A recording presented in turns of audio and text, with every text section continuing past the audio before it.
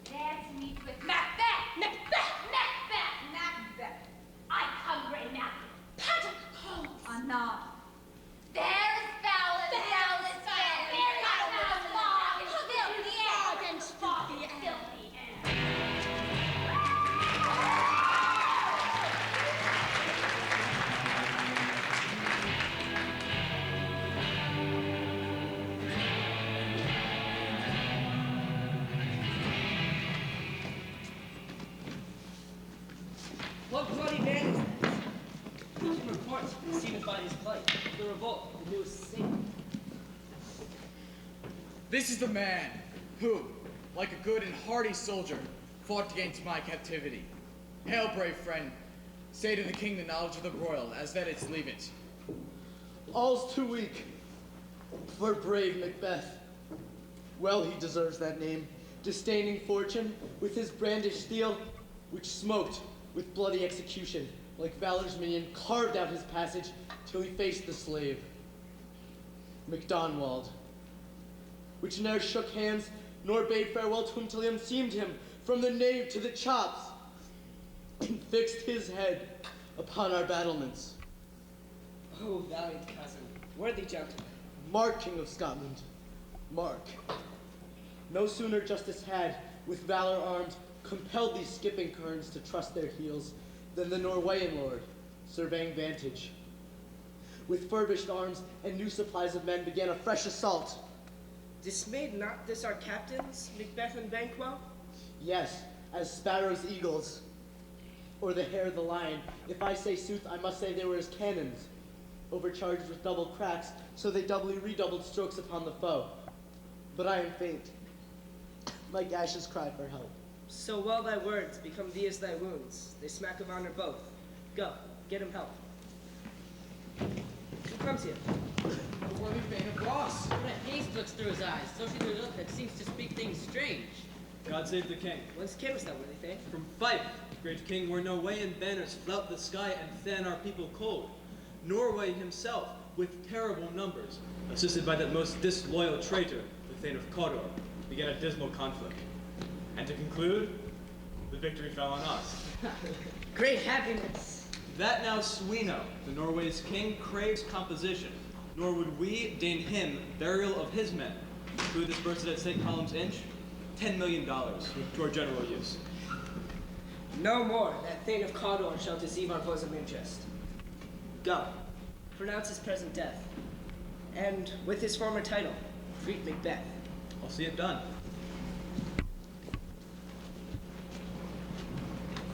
What he hath lost, noble Macbeth hath won.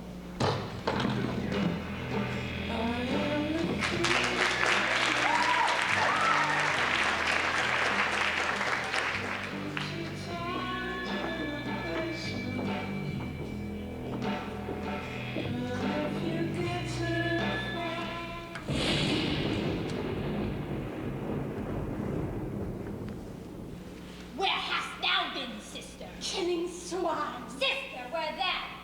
A sailor's munched and munched and munched. Give me, quoth I, a whitening witch, the rump-fed Runyon cries, her husband to Aleppo god, master of the time.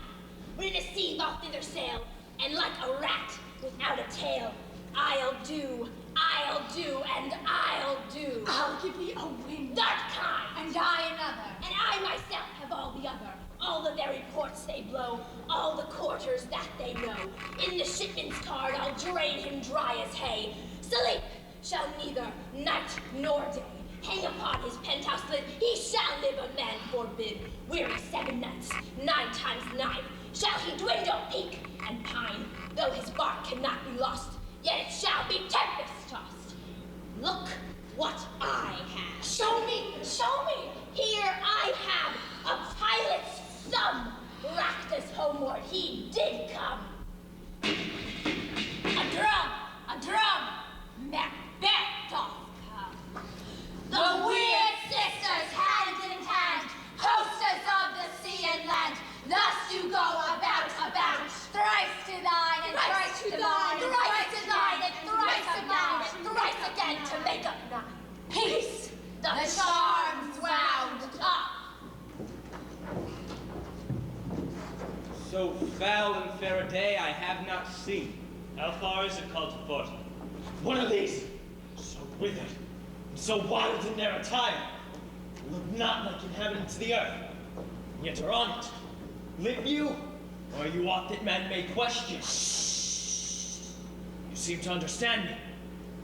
By each finger laying upon her skinny lips, you should be women, and yet your beards forbid me to interpret that you are so. Speak if you can, what are you? All hail Macbeth! Hail to thee, thane of Glamis! All hail Macbeth!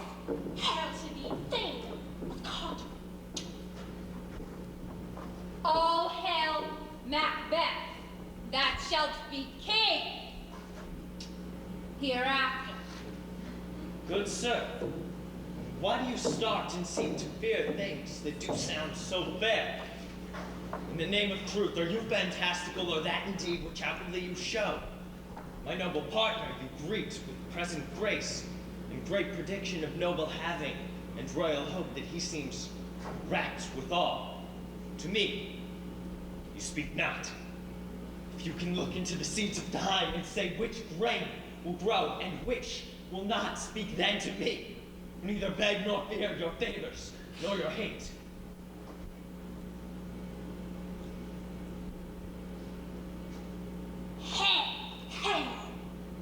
Hail, lesser than Macbeth, and great. Not so happy, yet much happier. Thou shalt get kings, though thou be none.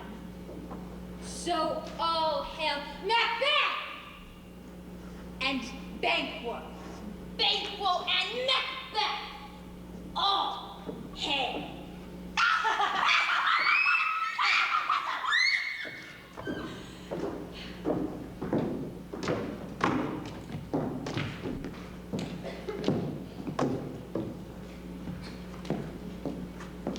Stay! You imperfect speakers, tell me more. By my father's death, I know I am the Thane of Glamis. But how of Cawdor? The Thane of Cawdor lives, a prosperous gentleman, and to be king stands not within the prospects of belief, no more than to be Cawdor. Say from whence you owe this strange intelligence, or why upon this blasted heath you stop our way with such prophetic greetings. Speak, I charge you! The earth has bubbles, as the water has it. These are of them. Whither are they vanished? Into the air. What seemed as corporal melted as breath into the wind. Would they had stayed. For such things here as we do speak about. We bidden on the insane route that takes the reason prisoner. Your children shall be kings. You shall be king. And Thane of Cawdor too. Was it not so? To the selfsame tune and words. Who's that?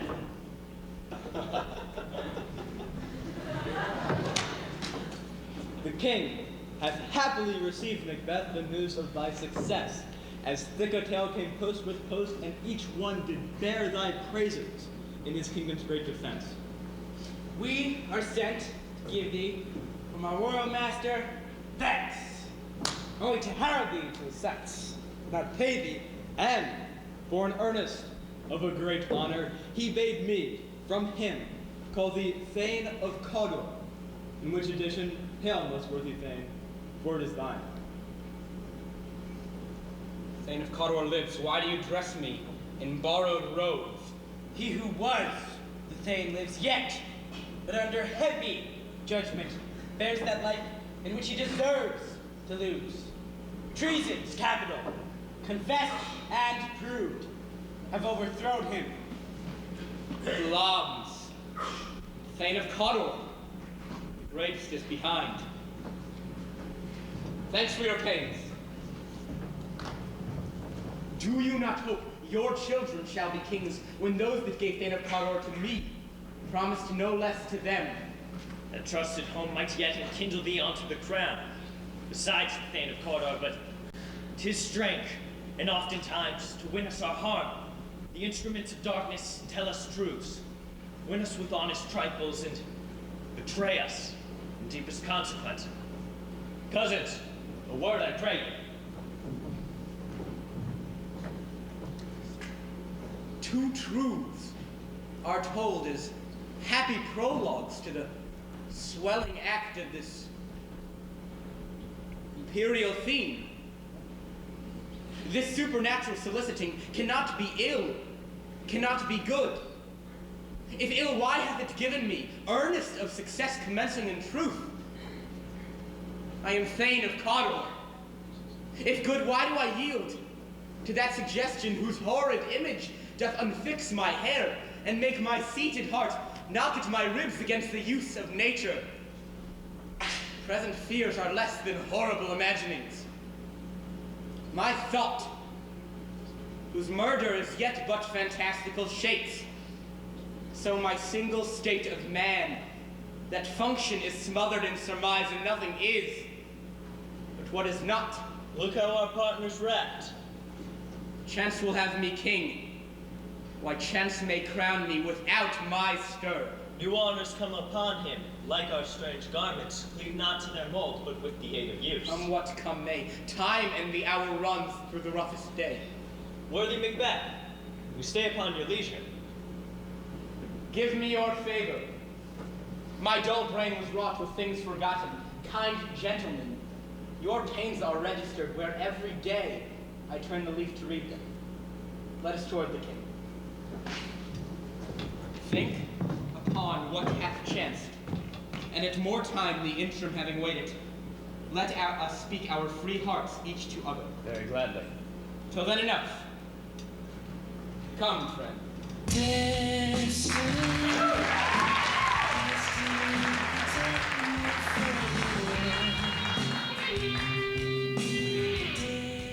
These executions done on Cawdor, are not those in commission yet returned? My liege, they are not yet come back, but I have spoke with one that saw him die, who did report that very frankly he confessed his treasons, implored your highness's pardon, and set forth a deep repentance. Nothing in his life became him like believing it. He died as one that had been studied in his death, to throw away the dearest thing he owed, as 'twere a careless trifle. There's no art to find the mind's construction on the face. He was a gentleman on whom I built an absolute trust.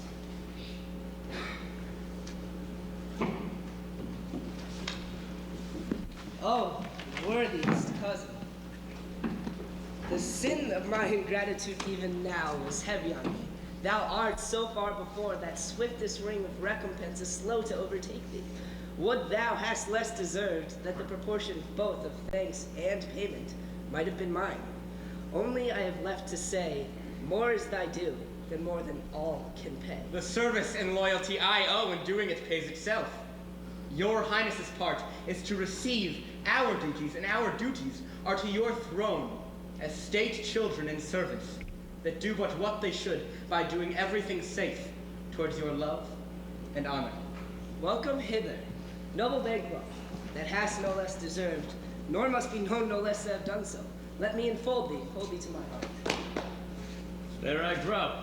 The harvest is your own.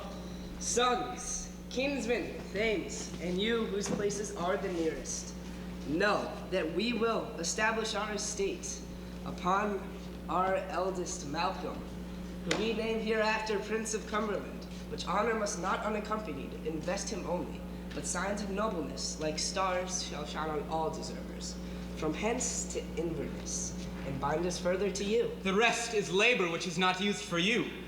I will be myself the harbinger, and make joyful the hearing of my wife, with news of your approach. So humbly take my leave.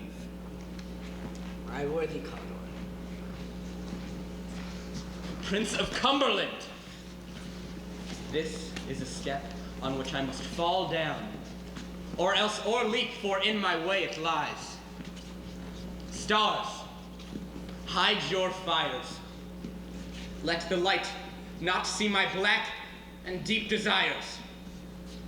The eye winketh the hand, yet let that be what the eye fears when it is done to see. True noble Banquo, he is full so valiant, and in his commendations I have been. It is a banquet to me. Let's after him, whose care is gone before to bid us welcome. It is a peerless kinsman.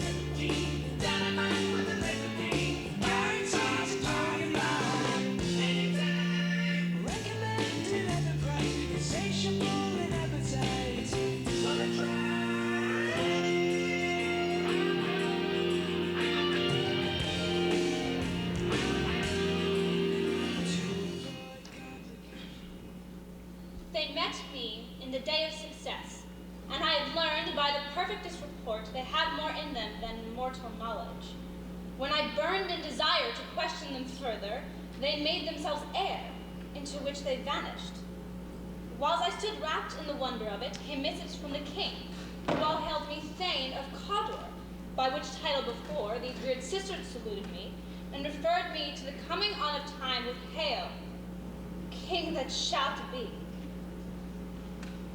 This I have thought good to deliver thee, my dearest partner of greatness, that thou mightst not lose the dues of rejoicing by being ignorant of what greatness is promised thee. Lay it to thy heart, and farewell.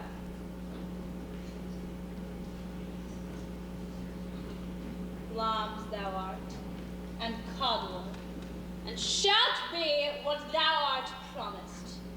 Yet I do fear thy nature. It is too full of the milk of human kindness to catch the nearest way. Thou wouldst be great. Art, not without ambition, but without the illness should attend it. Would thou wouldst highly, thou wouldst thou wholly. Wouldst not play false, and yet wouldst wrongly win. Thou havest great longings, that which cries thus, thou must do if thou have it. But that, which rather thou dost fear to do, than wish it should be undone. Hie thee thither, that I may pour my spirit into thine ear, and chastise with the valor of my tongue all that impedes thee from the golden round, which fate and metaphysical aid doth seem to have thee crowned withal. What is your title? The king comes here tonight. Thou'rt mad to say it. Is not thy master within who, were it so, would have informed for preparation? So please you, it is true. Our Thane is coming. One of my fellows had the speed of him, who almost dead for breath, had scarcely more than would make up his message. Give him 10 days. He brings great news. The raven himself is hoarse that croaks the fate of accomplishments of Duncan under my battlements.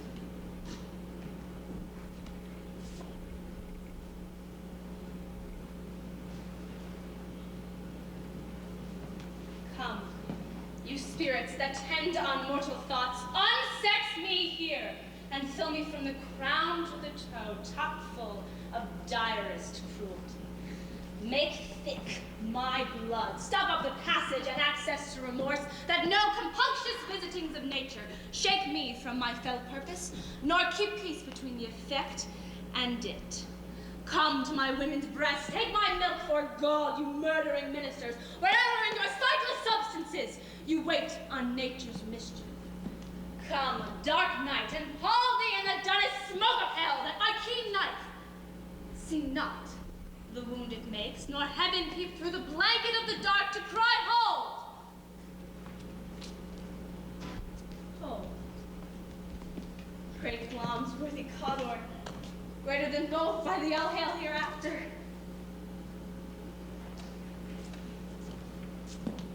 Thy letters have transported me beyond this ignorant present, and I feel now the future in the instant.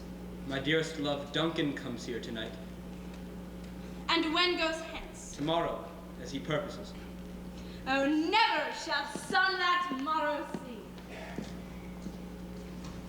Your face, my fame, is as a book where men may read strange matters.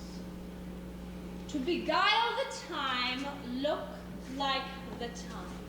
Bear welcome in your eye, your hand, your tongue. Look like the innocent flower, but be the serpent under it. He whose coming must be provided for, and you shall put all this night's bright business into my dispatch, which shall, to all our nights and days to come, give solely sovereign sway and master. We will speak further. Only look up clear. To alter favor ever is to fear. Leave all the rest to me. On a string, on a string.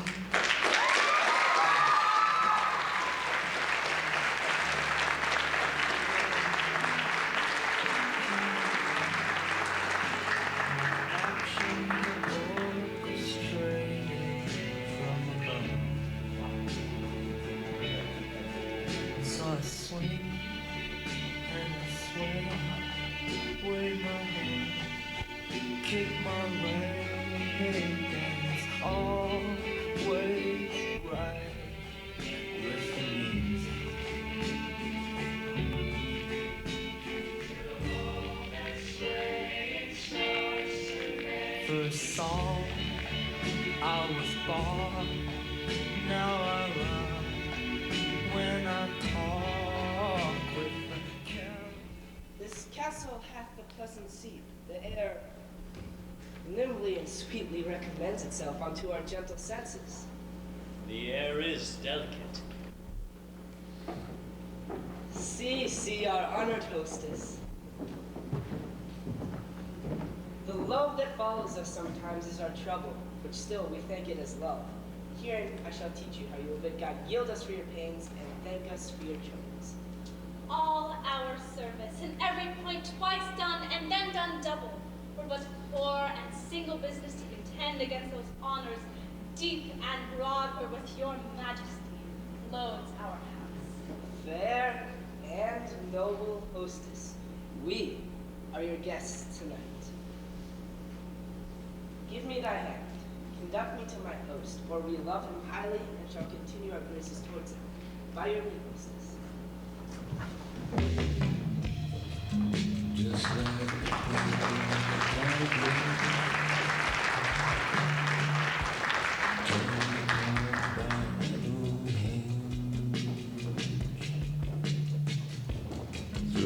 the helter-skelter moment.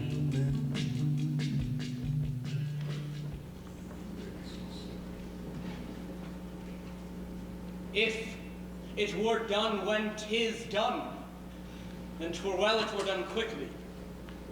If the assassination could trammel up the consequence and catch, with his surcease success, that but this blow might be the be-all and end-all here. But here, upon this bank and shoal of time, we'd jump the life to come. He's here in double trust, first as I am his kinsman and his subject, strong both against the deed, then as his host, who should against his murderer shut the door, not bear the knife myself. Besides, this Duncan hath borne his faculties so meek, hath been so clear in his great office that his virtue will plead like angels trumpet-tongued against the deep damnation of his taking off. I have no spur to prick aside from my intent, only vaulting ambition, which o'erleaps itself and falls on the other. How now, what news? He has almost supped. Why have you left the chair? Hath he asked for me? No, you not, he has. We will proceed no further in this business. He hath honored me of late, and I have bought golden opinions from all sorts of people, which should be worn in their newest gloss, not cast aside so soon.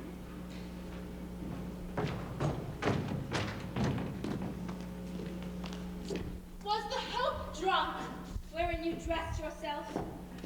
Hath it slept since, and wakes it now to look so green and pale, at what it did so freely? From this time such do I account thy love. Art thou afeared to be the same in thine own act and valor as thou art in desire? Wouldst thou have that which thou esteem'd the ornament of life, and live a coward in thine own esteem, letting I dare not wait upon I would, like the poor cat in the Prithee, peace! I dare do all that may become a man. Who dares do more is none. What beast was it then that made you break this enterprise to me? When you durst do it, then you were a man. And to be more than what you were, you would be so much more than man. Nor time nor place did then adhere, and yet you would make both. They have made themselves, and that their fitness now does unmake. I have given suck. I know how tender it is to love the babe that milks me. I would, while it was smiling in my face, have plucked my nipple from its boneless gum and doused its brains out, had I so sworn to you as you have done to this. If we should fail. We fail.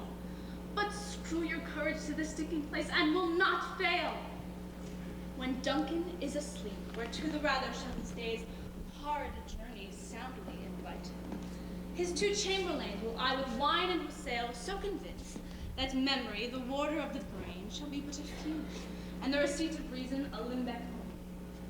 When in swinish sleep their drenched natures lies as in a death. What cannot you and I perform upon the unguarded Duncan? What do not put upon his spongy officers who shall bear the guilt of our great quell?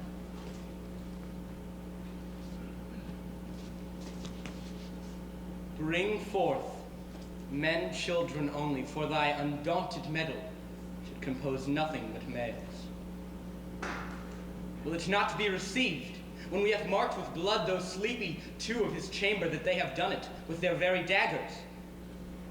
Who dares receive its other, as we shall make our griefs and clamor roar upon his death? I am settled, and bend up every corporal agent to this terrible feat. Away, and mock the time with fairest show. False face must hide, the false heart doth know.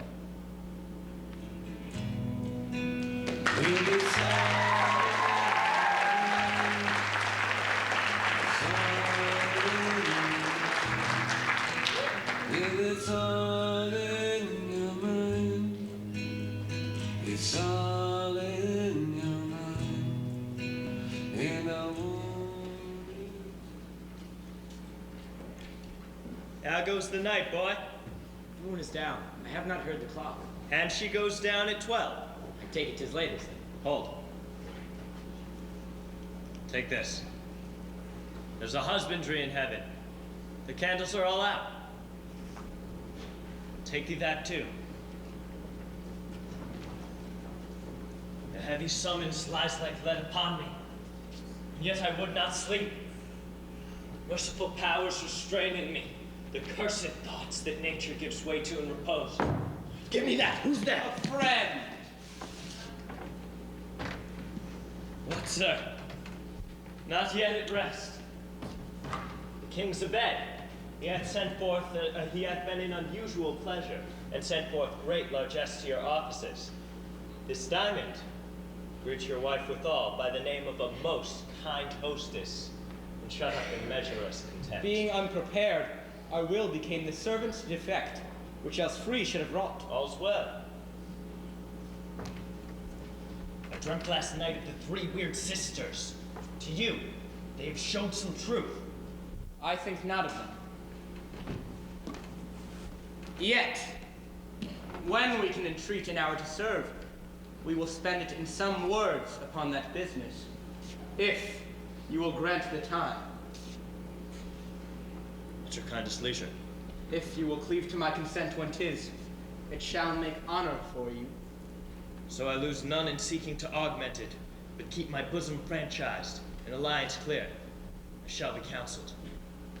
Good repose the while. Thanks, sir. Thanks, sir. The like to you.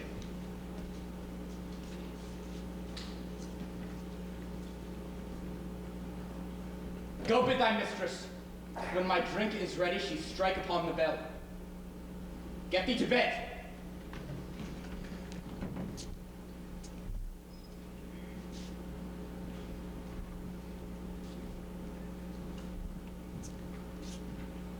Is this a dagger I see before me? The handle towards my hand. Come. Let me clutch thee. I have thee not, and I see thee still. Art thou not fatal vision is sensible to feeling as to sight? Or art thou a dagger of the mind? A false vision proceeding from the heat-oppressed brain? I see thee still! And on thy blade in dudgeon, gouts of blood which was not so before. There's no such thing. It is the bloody business which informs us. To mine eyes.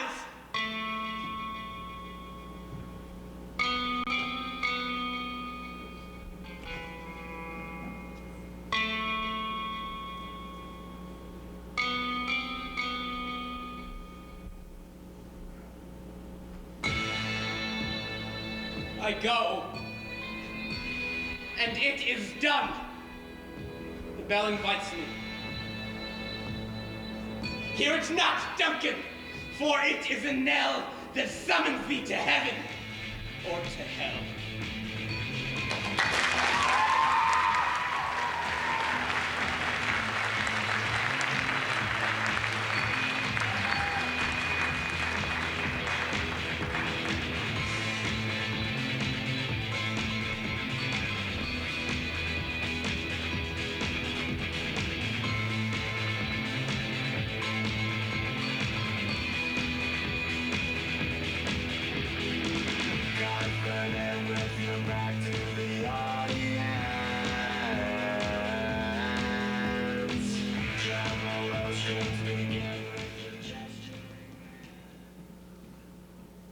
That which hath made them drunk hath made me bold.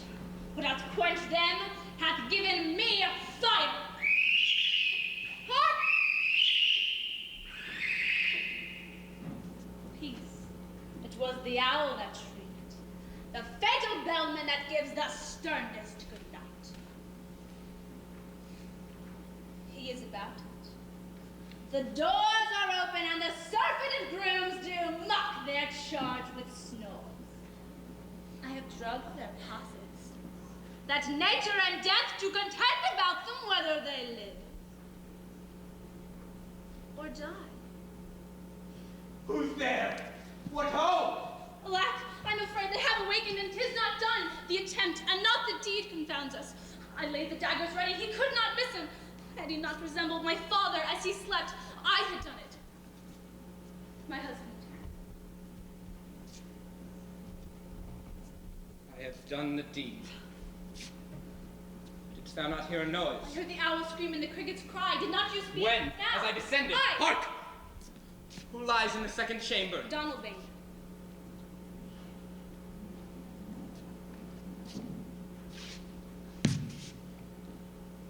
This is a sorry sight. A foolish thought to say a sorry sight. There's one did last asleep, and one cried murder! But they did wake each other. I stood and heard them. There are two lodged together. One cried, God bless us, and amen the other as they'd seen me, with these hangman's hands listening their fear. I could not say amen when they did say, God bless us. Consider it not so deep. But wherefore could I not pronounce amen?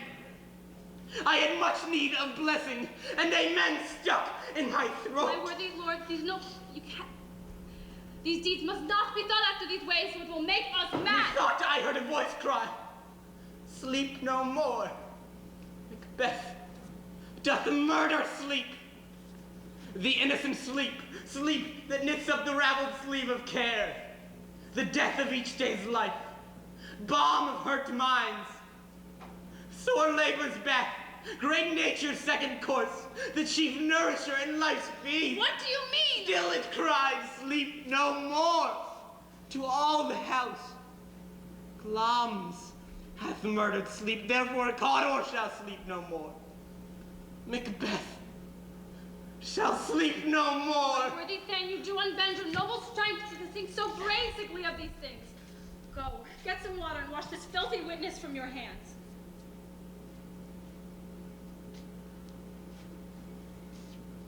Why did you bring these daggers from the place? They must lie there. Go, carry them and smear the sleepy grooms with blood. I'll go no more.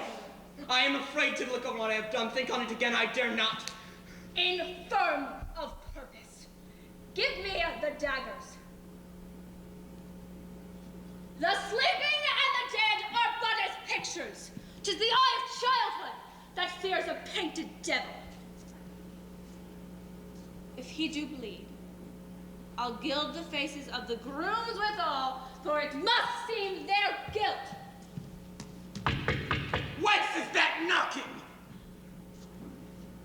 How is it with me when every noise doth appall me?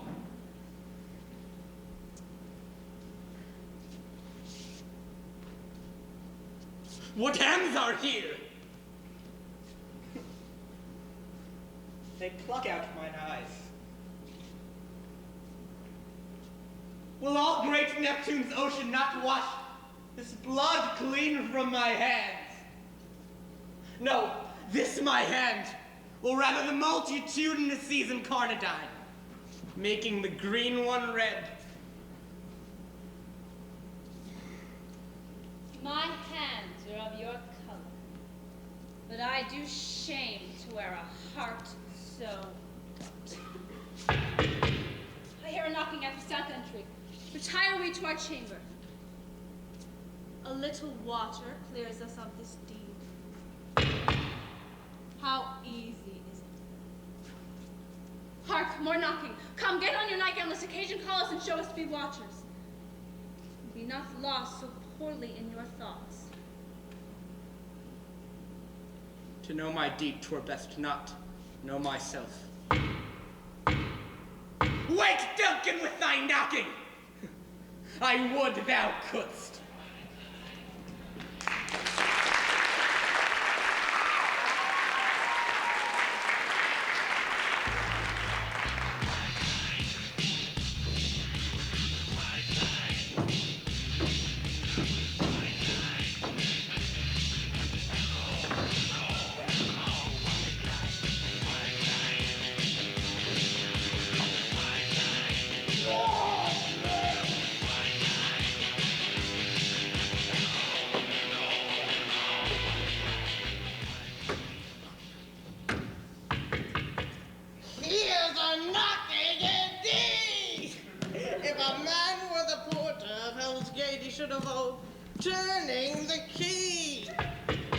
Knock, knock, knock. Who's there in the name of Beelzebub? Here's a farmer that hanged himself on the expectation of plenty. Come in time. Have napkins enough about you. Here you'll sweat forth. Knock, knock. Who's there in the other devil's name? He is unequivocated that can swear in both scales against either scale. Who committed treason enough, for God's sake, and who could not equivocate to have it? Come in, equivocator! Knock, knock. Here is an English tailor that committed the stealing out of a French horse. Oh, come in, tailor. Here you may roast your goose. Knock, knock. Never act quiet.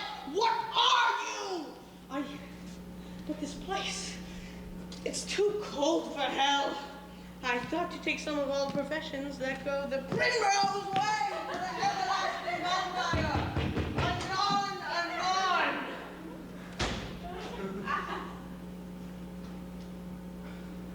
I pray you, remember the port. Was it so late, friend, ere you went to bed, that you do lie so late? Thank you, sir. We were caroused until the second cock. And drink, sir, is a great provoker of 3 things. What 3 things is drink especially provoked? Very, sir. Nose painting, sleep, and urine. Sir, it provokes and unprovokes. It provokes the desire, but takes away the performance. Therefore, much drink may be said to be an equivocator with luxury. It makes him and empowers him, sets him on and takes him off, persuades him and disarms him, and makes him stab to and not stab to. In conclusion, equivocates him in a sleep, and giving him the lie, leaves him. I believe drink gave thee the lie last night. That it did send the vision. Wrote on me, but I requited him for his line, I think being too strong for him.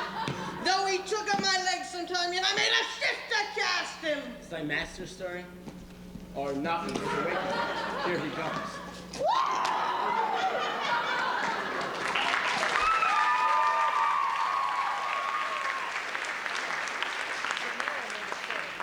Good morrow, both. Is the king stirring? Not yet. Not yet. He did command me to call time on him. I have almost slipped the hour. Bring you tea. I know this is a joyful trouble to you, but yet 'tis one. Labor we delight in physics pain. This is the door. I'll make so bald to call for 'tis my limited service. Goes the king hence today? He does. He did appoint so. The night has been unruly. Where we lay, our chimneys were blown down, and as they say, lamentings heard of the air, strange screams of death and prophesying, with accents terrible, of dire combustion and confused events, new hatched upon the woeful time. The obscure bird clamored the livelong night. Some say the earth was feverous and did shake. 'Twas a rough night. My young remembrance cannot parallel a fellow to it. Horror. Horror, horror! Tongue nor heart cannot conceive nor name thee. What's the matter? Fusion now hath made his masterpiece. Most sacrilegious murder hath broke ope the Lord's anointed temple, and stole thence the life of the building. What is it you say to life? Mean you his majesty? Approach the chamber and destroy your sight with a new gorgon. Do not bid me speak! Sing! And then speak yourselves! Awake! Awake! Ring the alarm bell! Murder and treason! Banquo down of me, Malcolm, awake! Shake off this downy sleep. Death's counterfeit, and look on death itself. Up! Up and see the great Duke's image!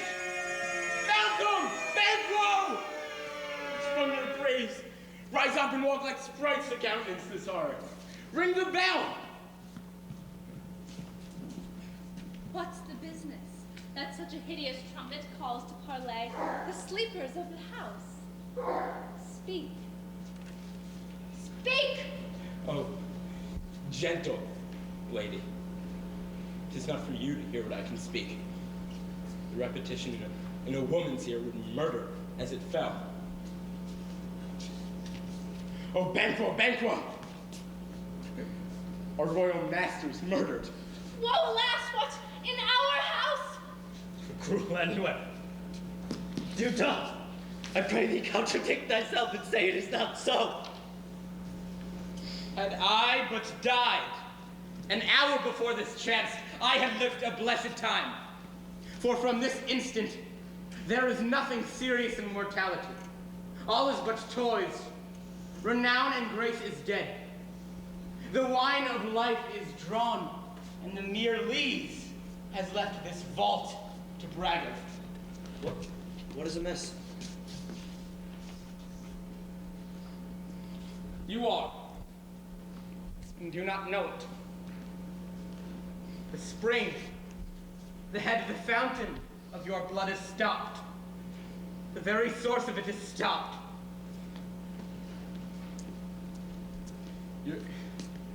Your royal father is murdered. By whom? Those of his chamber, as it seemed, had done it. Their hands and faces were all badged with blood. So were their daggers, which we found unwiped upon their pillows. They stared and were distracted. No man's life was to be trusted with them. Yet, I do repent me of my fury that I did kill them. Wherefore did you so? Who can be wise, amazed, temperate, and furious, loyal and neutral in a moment? No man. The expedition of my violent love outran the pause of reason. Here lay Duncan, his silver skin laced with his golden blood. His gashed stabs seemed a breach in nature for ruin's wasteful entrance. They're the murderers, steeped in the colors of their trade, their daggers unmannerly breached with gore. Who could refrain, that had a heart to love, and in that heart, courage to make love known? Help me hence. Look to the lady. Why do we hold our tongues that most may claim this argument for ours? What should be spoken here, where our fate, hidden in an auger hole, may rush and seize us. Once away, our tears are not yet brewed. Nor our strong sorrow upon the foot of motion. And when we have our naked frailties hid, suffer an exposure, let us meet and question this most bloody piece of work to no further. Fears and scruples shake us. In the great hand of God I stand, and against the undivulged pretense I fight of treasonous malice. And so do I. So all. Let us briefly put on manly readiness and meet in the hall together. Well contented.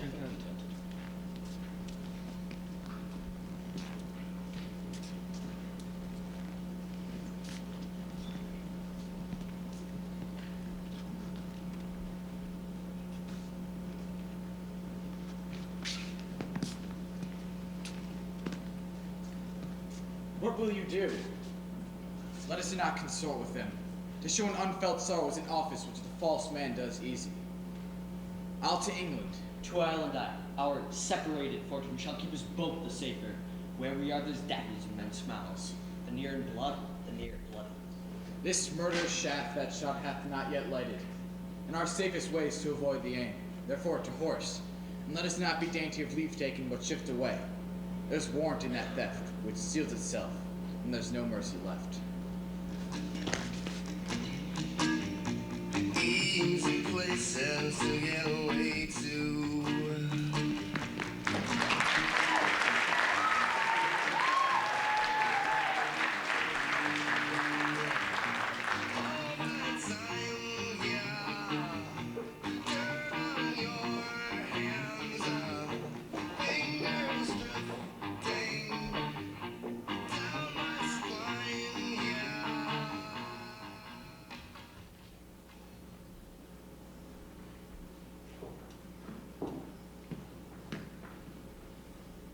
In my years I can remember well, within the volume of which time I have seen hours dreadful and things strange.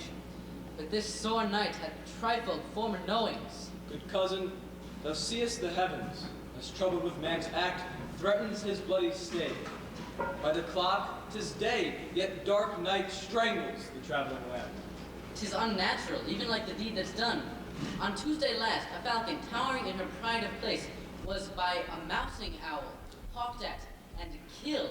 And Duncan's horses, a thing most strange and certain, beauteous and swift, the minions of their race, turned wild in nature, broke their stalls, flung out, contend against obedience as they would make war with mankind. 'Tis said they devour each other. 'Tis true, to the amazement of mine eyes that did look upon. Oh, here comes the good Macbeth. How goes the world, sir?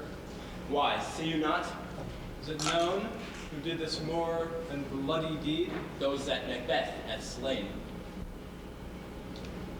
Last the day, what good could they pretend? They were suborned. Malcolm and Donalbain, the king's two sons, are stolen away and fled, which puts upon them suspicion of the deed. Against nature still. Thriftless ambition that will raven up thine own lives means. Then, 'tis most like the sovereignty will fall upon Macbeth. He is already named, and done to Scone to be invested. Where is Duncan's body? Carried to a Colmskill, the sacred storehouse of his predecessors, and guardian of their bones. Were you to Scone? No, cousin. Out to fight. Well, I will thither. Well, may you see things well done there. Adieu. Lest our old roads sit easier than our new. Farewell, cousin.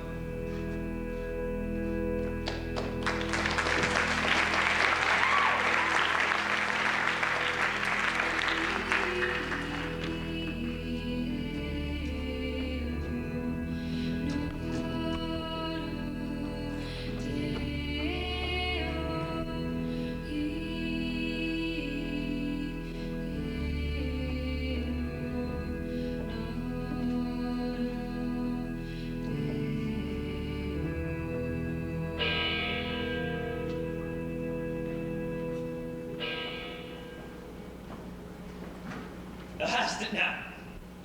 Thane, Cawdor, Glamis. All is the weird women promised. And I fear thou payest most foully for it. Yet, it was said that I should not stand in posterity, but that I should be the root and father of many kings. There come truth from them, as upon thee. Macbeth, the speeches shine. Why then, by the verities on thee made good, may they not be my oracles as well, and set me up in hope. But hush, no more.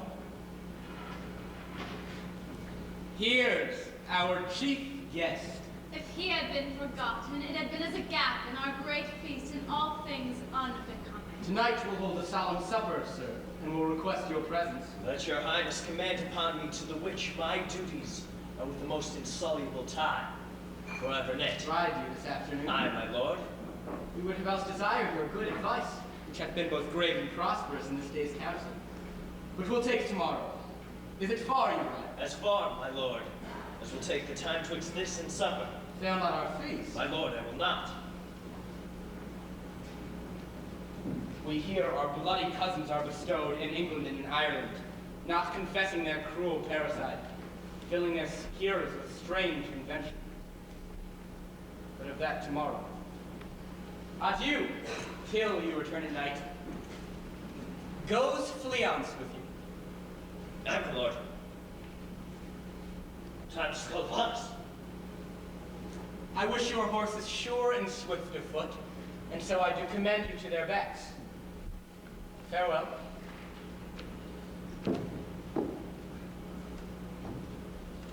Let every man be master of his time till 7 at night. To make society the sweeter welcome, we will keep ourselves till supper time alone. While then, God be with you.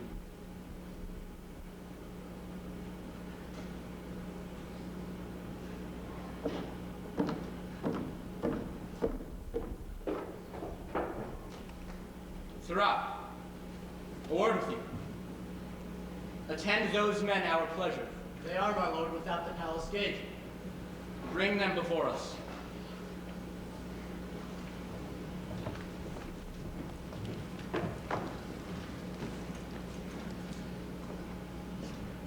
be thus is nothing, but to be safely thus. Our fears in Banquo stick deep, and in his royalty of nature reigns that which would be feared. There's none but he whose being I do fear, and under him my genius is rebuked. As it said, Mark Antony's was by Caesar. He chid the sisters when they first put the name of king upon me, and bade them speak to him.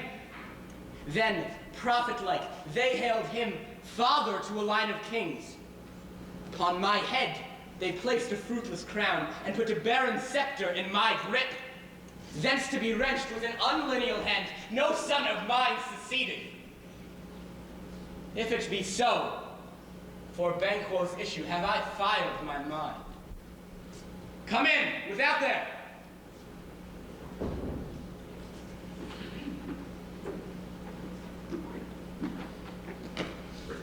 Was it not yesterday we spoke together? It was, so please your highness. Well, then now have you considered my speeches? Know that it was he in times past who hath held you so under fortune, which you thought had been our innocent self.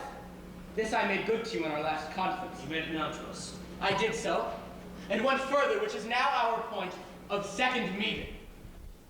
Do you find your patience so predominant in your nature that you can let this go? Are you so gospel to pray for this good man and for his issue, whose heavy hand hath bowed you to the grave and beggared yours forever? We are men, my liege. I am one, my liege, whom the vile blows and buffets of the world hath so incensed that I am reckless what I do to spite the world. And I am so weary with disasters, tug of fortune, that I would set my life on any chance to mend it or be rid of it. Both of you know Banquo was your enemy? True, my lord. So is he mine, and in such bloody distance that every minute of his being thrusts against my nearest of life. And thence it is to your assistance I do make love, masking the business from the common eye for sundry weighty reasons. We shall, my lord, perform what you command us. Though our lives. Your spirits shine through you. Within this hour at most, I will acquaint you with the perfect spy of the time. Advise you where to plant yourselves and the moment on it, for it must be done tonight. And to leave no rubs or blotches in the work, Fleance, his son that keeps him company, will embrace the fate of that dark hour. Resolve yourselves apart, I'll call to you anon. We are resolved, my lord.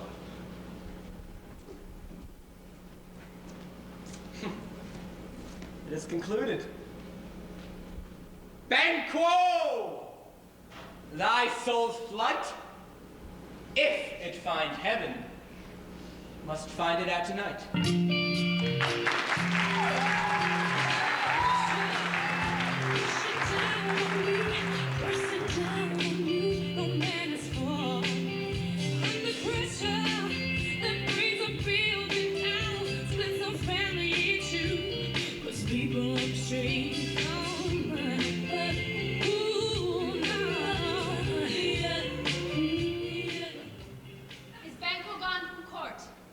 Madam, but returns again tonight.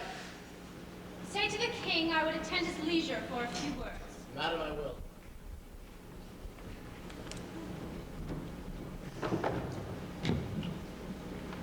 Naught had, all spent, when our desire is got without content. 'Tis safer to be that which we destroy, than by destruction dwell in doubtful joy. How now, my lord? Why do you keep alone, using those thoughts which should indeed have died with them they think on? Things without all remedy should be without regard. What's done is done. We have scorched the snake, not killed it. Come on, gentle my lord, sleep o'er your rugged looks. Be bright and jovial among your guests. Oh, full of scorpions is my mind, dear wife. Thou knowest that Banquo and his Fleance lives. But in the nature's copies not There's returned. comfort yet. They are assailable, then thou be jotted. Ere the bat hath flown his cloistered flight, ere to black Hecate's summons, the shard-born beetle with his drowsy hums hath rang the night's yawning peal, there will be done a deed, dreadful note. What to be done?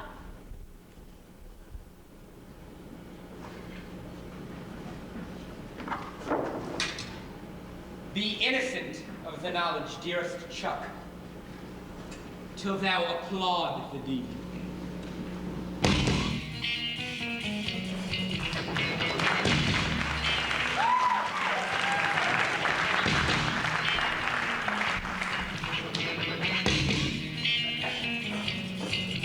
Watch how the moon sits in the sky in the dark night, shining with the light from the sun. The sun doesn't give the light to the moon, assuming the moon's gonna go with one. It makes me think, are you right for me? You do favors and rapidly. You just turn around and start asking me about things that you want back from me. I'm sick of the tension, sick of the hunger, sick of you acting like I wrote you this. Find another place to feed your greed while I find a place to rest. I wanna be in another place. I hate when you say that you don't understand.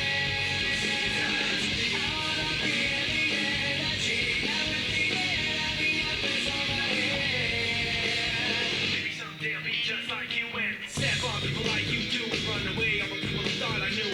I remember back then who you were. You used to be calm, used to be strong, used to be generous. You should have known that you wear out your welcome, and now you see how quiet it is all alone. I'm so sick of the tension. But who did bid thee join with us? Macbeth.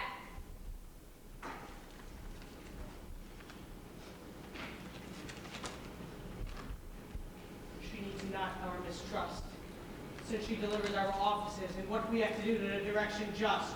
Stand with us. The west, it glimmers with some streaks of day.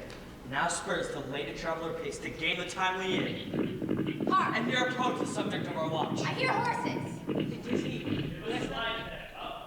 It is he. There is set within the note of expectation. Already are in the court. His horses go about. Almost a mile, but he does usually, so all men do. From hence to the palace gate, make their walk. A light, a light! 'Tis he! Stand to it.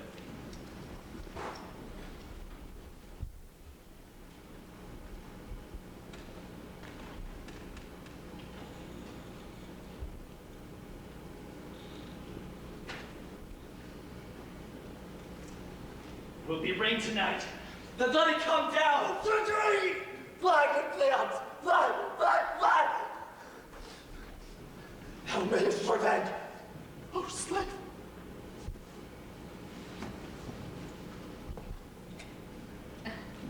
But who did strike out the light? Was it not the way?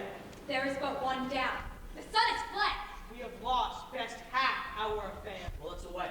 And say how much is done. You suck my blood like a leech.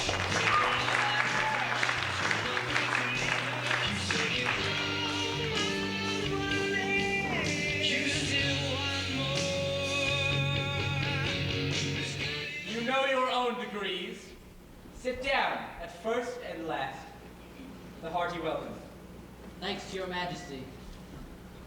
Ourself will mingle with society and play the humble host. Our hostess keeps her state, but in best time we will require her welcome. Pronounce it for me, sir, to all our friends. For my heart speaks, they are welcome. See, they encounter thee with their heart's thanks. Both sides are even. Here I'll sit in the midst. Be large in mirth. Anon, we'll drink a measure the table round.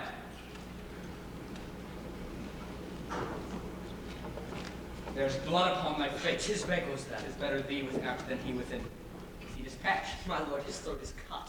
That I did for Thou him. art the best of cutthroats.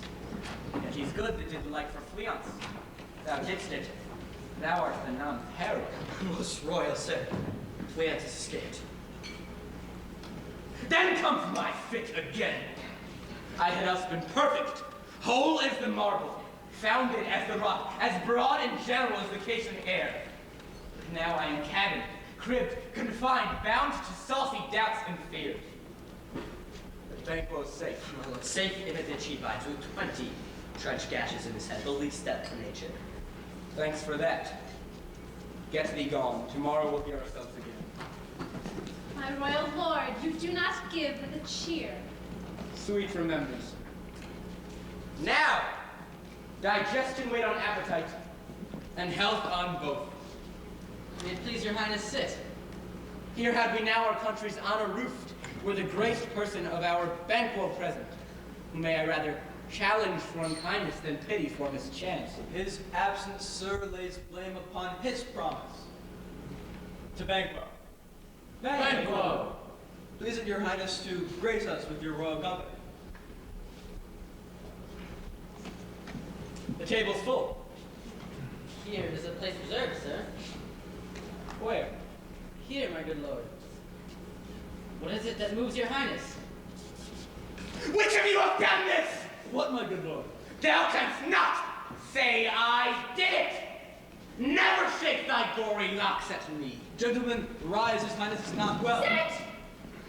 Worthy friends, my lord is often as and hath been from his youth. Pray you keep seat. Upon a thought he will again be well. If much you note him, you shall offend him and extend his passion. Feed and regard him not. Are you a man? Aye, and a bold one to dare look upon that which might appall the devil. Stuff, this is the very painting of your fear. This is the air-drawn dagger which you said led you to Duncan. Shame itself. Why do you make such faces when all's done you look upon it? Do they see there? Behold, look. Lo, how say you? Why, what care I if thou canst not speak to?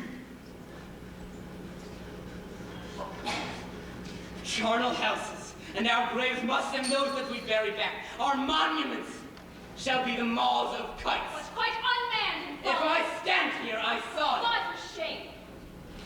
Time has been that when the brains were out, the man would die. And they're an end, but now they rise again, with 20 mortal murderers on their crowns, and push us from our stools. This is more strange than such a murder. My royal lord, your noble friends do lack you.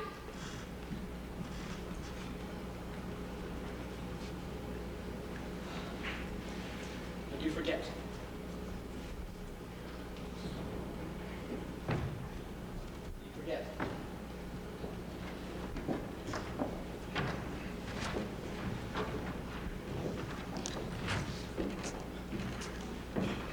Do not muse at me, most worthy friends.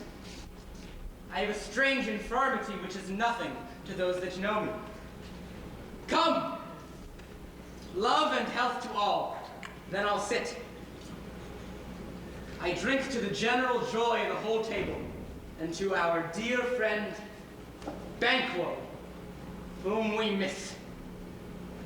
Would he were here. To all in whom we thirst, and all to all, our duties and a pledge.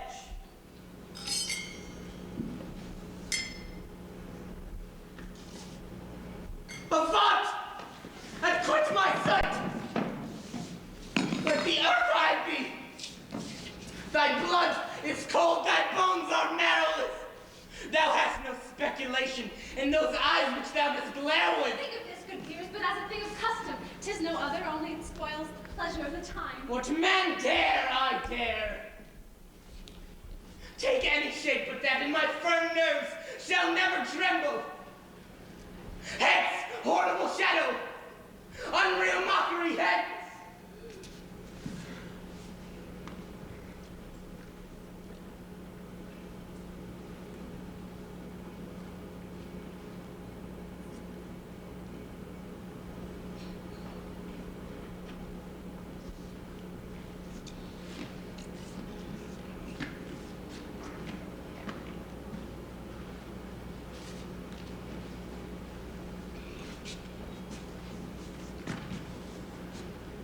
Why so?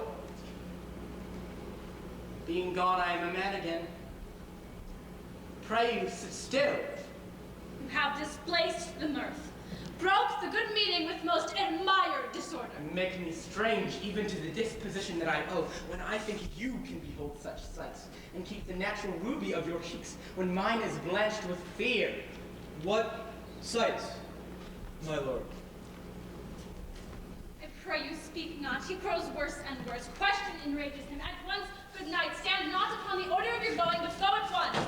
Good night, and better health attend his majesty. Kind good night to all.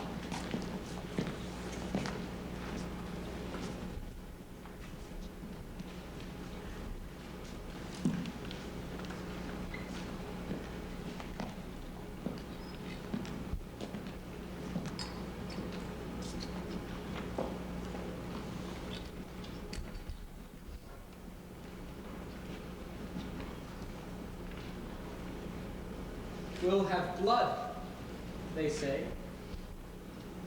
Blood will have blood.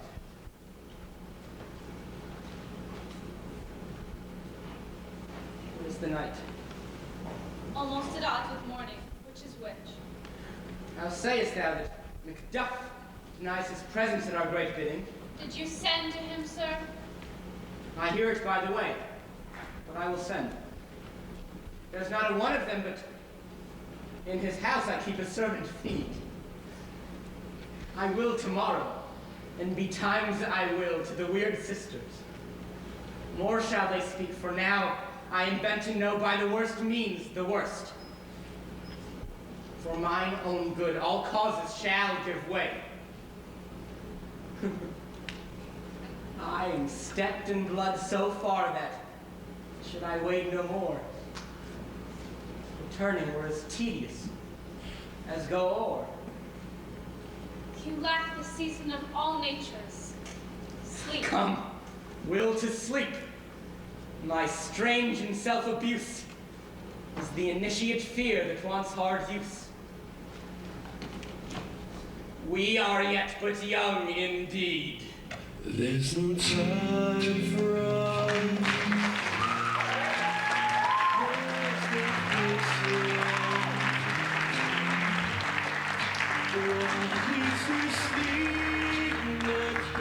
Our dreams, yet slips away from us.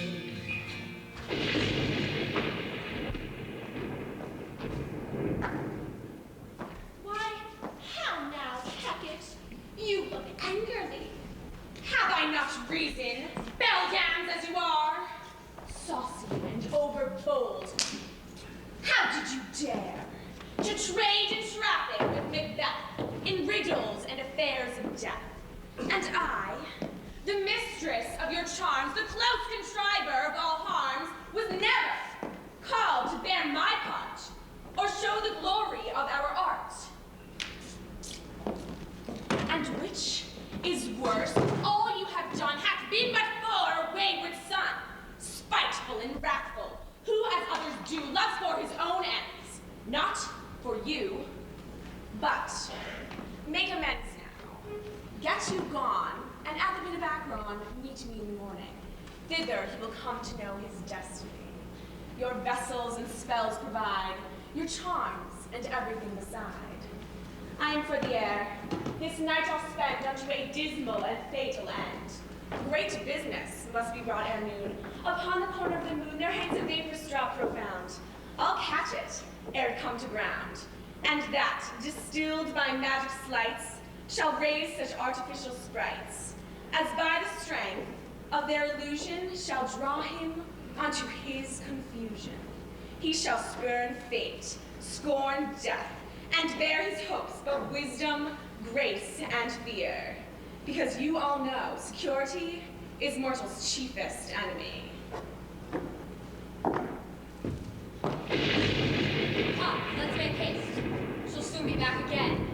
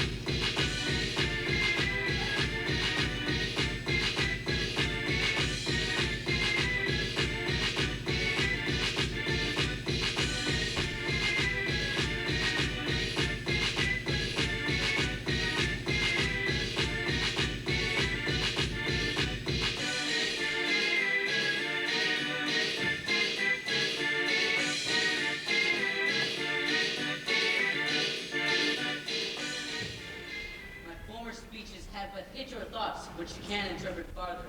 Only I say things have been strangely born. The gracious Duncan was pitied of Macbeth.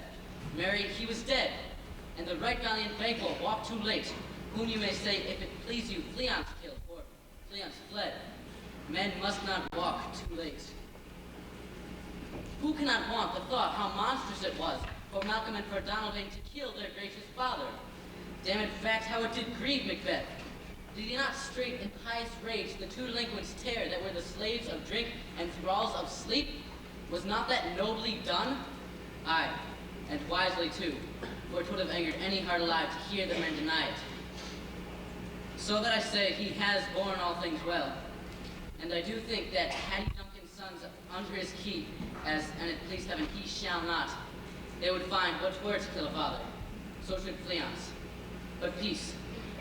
For from broad word, and because he failed his presence at the tyrant's feast, I hear Macduff lives in disgrace. Sir, can you tell where he bestows himself? The son of Duncan, from whom this tyrant holds a due birth, who lives in the English court and has received the most pious Edward with such grace that the malevolence of fortune nothing takes from beside his death. Thither Macduff is gone to pray the holy king upon his age, to wake Northumberland more my sleep, that by the help of these with him above to ratify the work, we may again, give to our hills meet, sleep to our nights, free from our peace and banquets bloody knives, do faithful homage to receive free honors, all which we find for now. And this report has so exasperated the king that he prepares for some attempt to war. Sent he to Macduff? He did, with an absolute, sir, not I. The cloudy messenger turns me back at home, as who should say, but rude to time and cause me mistakes. And that well might advise him to a caution to hold what distance his wisdom can provide. Some holy angel fly to the court of England and unfold his message ere he come, that a swift blessing may soon return to this, our suffering country, under a hand accursed. I'll send my prayers with him.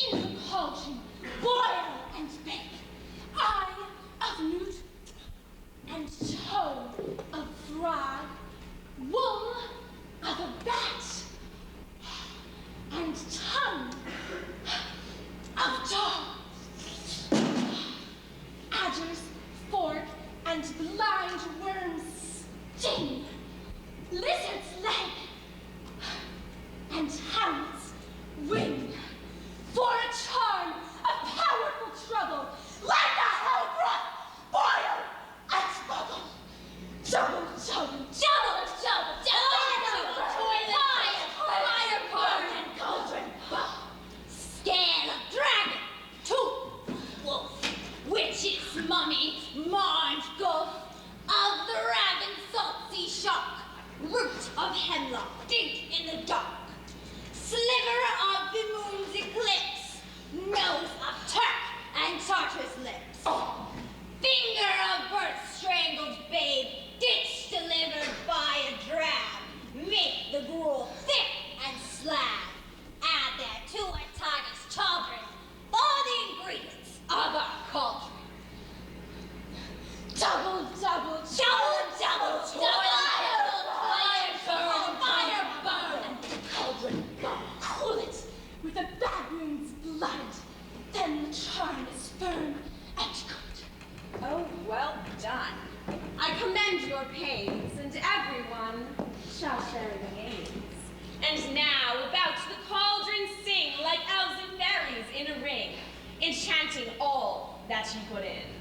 Why the pricking of my thumbs? Something wicked this way comes. Open, locks, whoever knocks.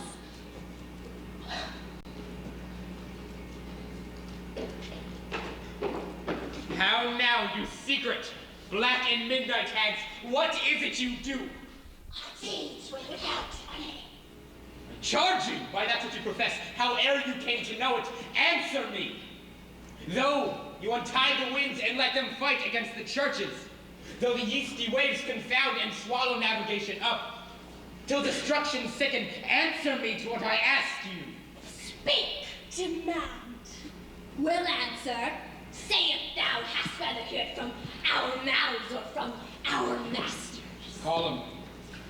Let me see him. Pour in sow's blood that hath eaten her 9 fallow.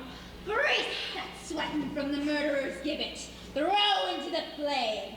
Come high or low, thyself an office deftly show. Open up your minds and let me step inside. Rest your weary head and let your heart decide. It's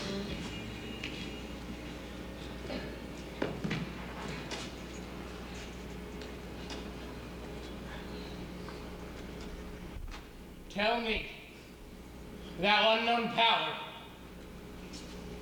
He knows thy thought.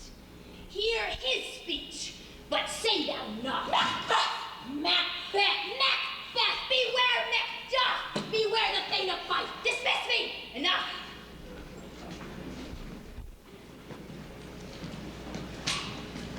Whate'er thou art, for thy good caution thanks. But one word more. He will not be commanded. Here's another, more potent than the first. Macbeth! Macbeth! Macbeth! For thy 3 ears I fear thee. Be bloody, bold, and resolute. Laugh to scorn the power of man, for none of women born shall harm Macbeth. Then live, Macduff! What need I fear thee? Yet I'll make assurance double sure and take a bond of fate. Thou shalt not live, that I may tell the pale-hearted fear it lies, and sleep in spite of thunder.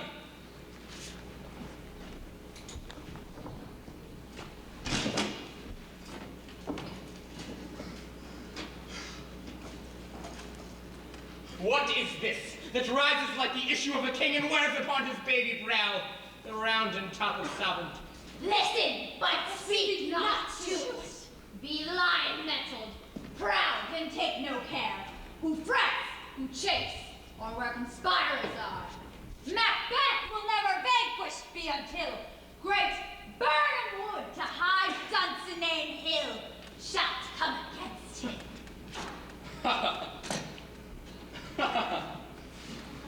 That will never be. Who can impress the forest?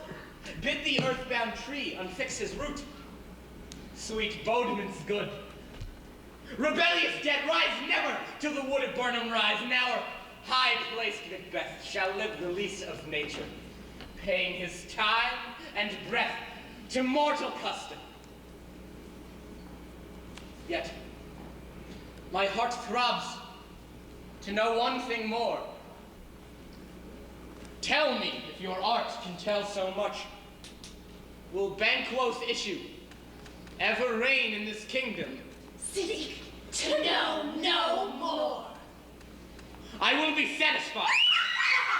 Deny me this, and an eternal curse will come you. Let me know. And what noise is this? Show his eyes and breathe his heart. Come like shadows, so depart.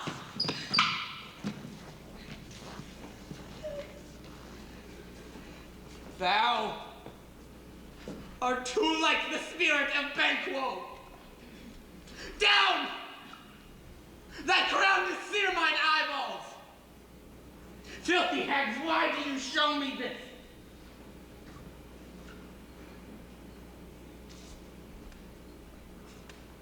Now I see 'tis true. For the blood-bolter Banquo smiles at me and points at them for his. What is this so? Aye, sir.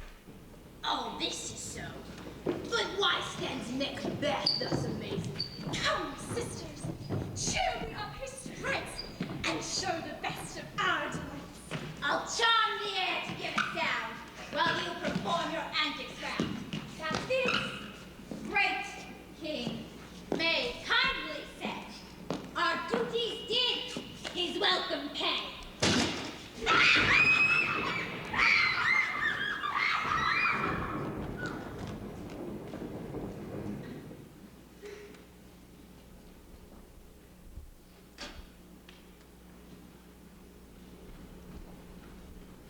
Where are they? Gone! Let this pernicious hour stand accursed in the calendar. What's your grace's will? Saw you the weird sisters? No, my lord. Came they not by you? No, indeed, my lord. Infected be the air whereupon they ride, and damned all those that trust them. I heard the galloping of horses. Who was it came by? 'Tis 2 or 3, my lord, that bring him word. Macduff is fled to England. Fled to England. Aye, my good lord.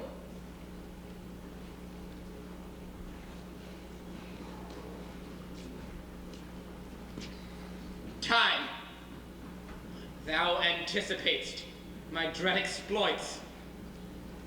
The flighty purpose ne'er is o'ertook unless the deed go with it.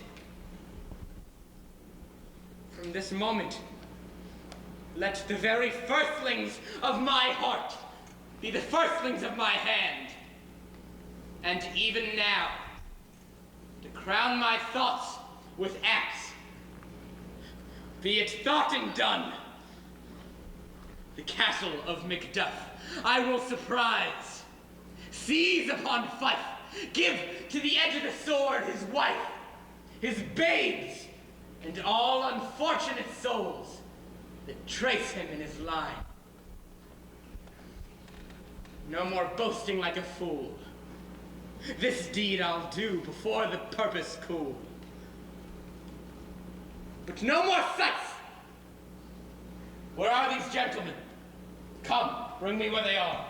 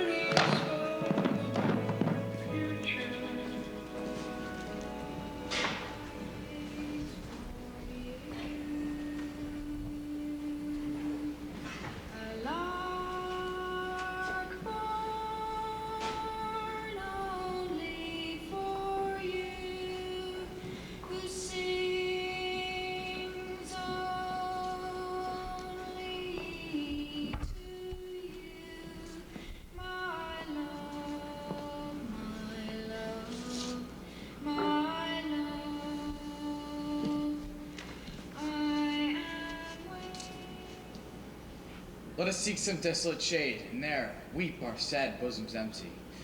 Each new morn, new widow's howl, new orphan's cry, new sorrows strike heaven on the face, that it resounds as it felt with Scotland, and yelled out like syllable of dolor.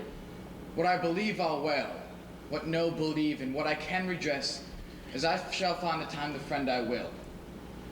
What you have spoken may be so, perchance this tyrant, whose sole name blisters our tongues, was once thought honest. You have loved him well.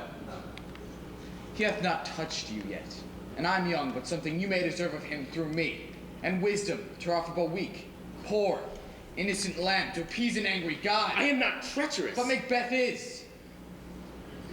A good and virtuous nature may recoil in an imperial charge, but I shall crave your pardon. That which you are my thoughts cannot transpose. Angels are bright still, though the brightest fell. Though all things foul would wear the brows of grace, yet grace must still excel. I have lost my hopes. Perchance, even there where I did find my doubts. Why, in that rawness, left you wife and child?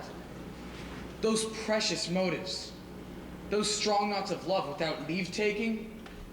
I pray you, let not my jealousies be your dishonors, but mine own safeties. You may be rightly just, whatever I shall think.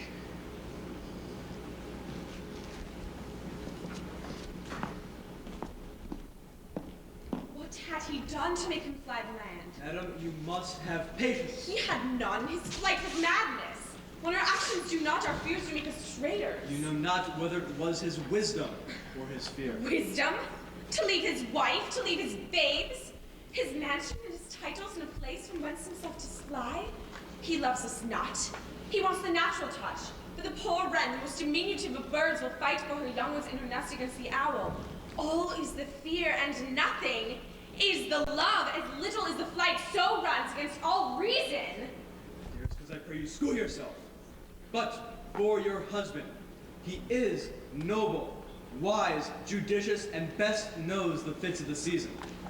I dare not speak much further. But cruel are the times when we are traitors and do not know ourselves, when we hold rumor from what we fear, yet know not what we fear, but float upon a wild and violent sea, each way and move. Take my leave of you. Shall not be long, but I'll be here again. Things at their worst will cease, or else climb upwards to what they once were. My pretty cousin, blessing upon you. Father they aren't, yet they're fatherless.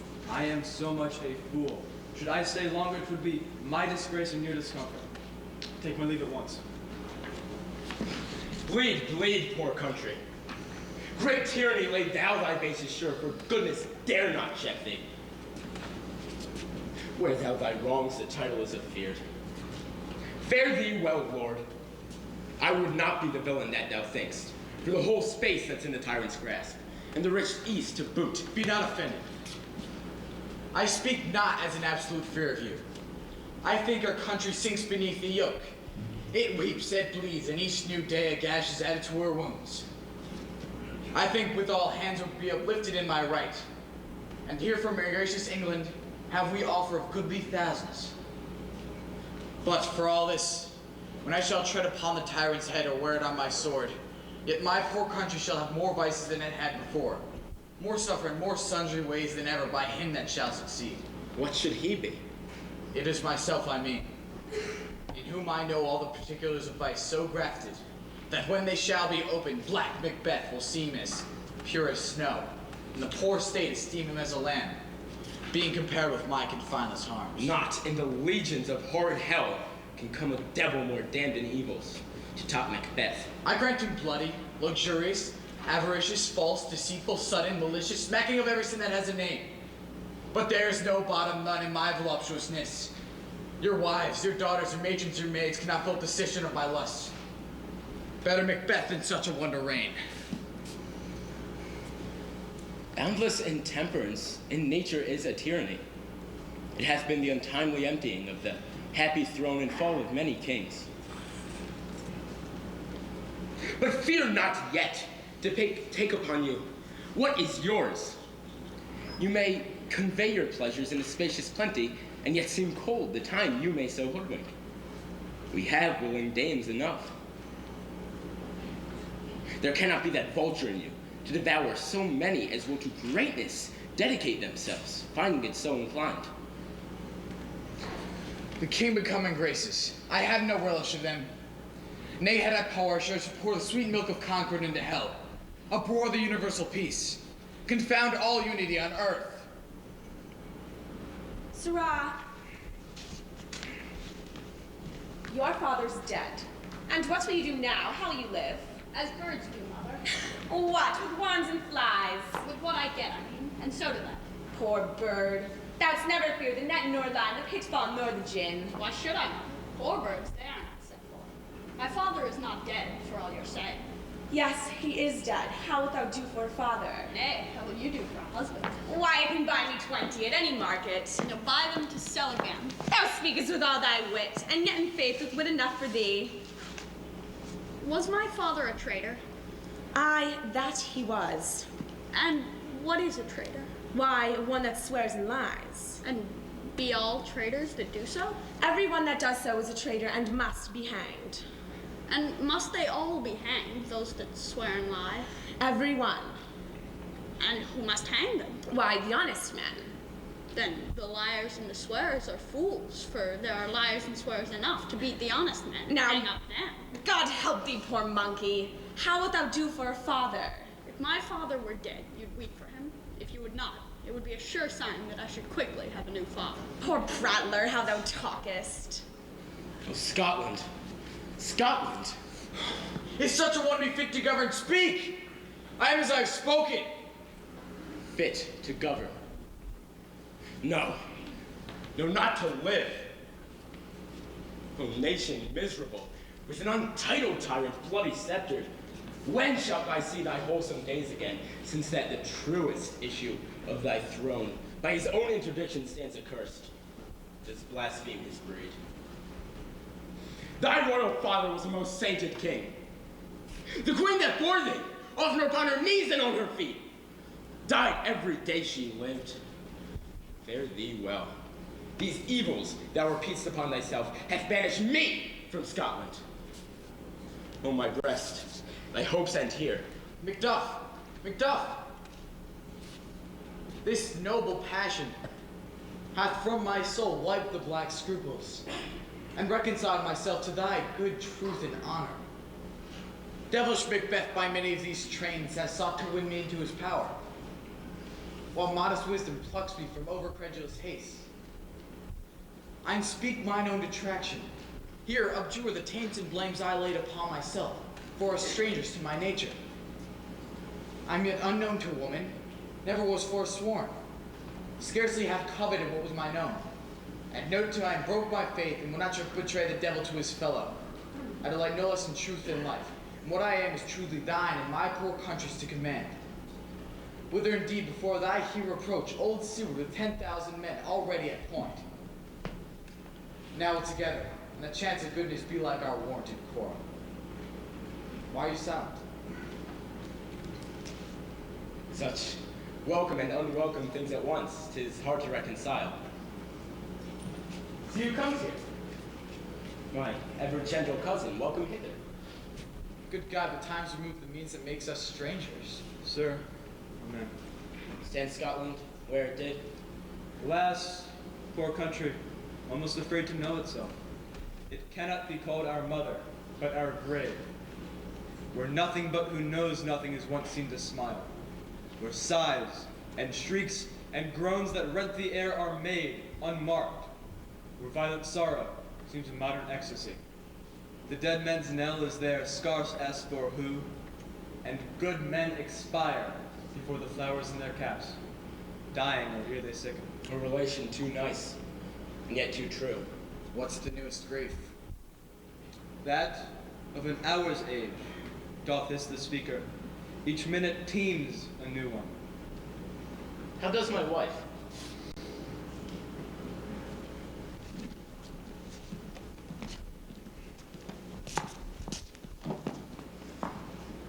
Bless you, fair dame. I am not to you known, though in your state of honor, I am perfect. I doubt some danger does approach you presently. If you will take a homely man's advice, be not found here. Hence with your little ones. To fright you thus methinks I am too savage.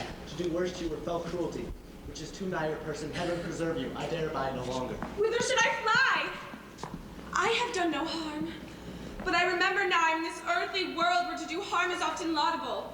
To do good sometime accounted dangerous folly. Why then, alas, do I put up that womanly defense to say I have done no harm? What are these faces? Where is your husband? I hope in no place so unsanctified for such as thou mayest find him. He's a traitor! At last, a shag-eared villain. What, you egg? Cry of treachery. He's killed me, mother. Run away, I pray thee.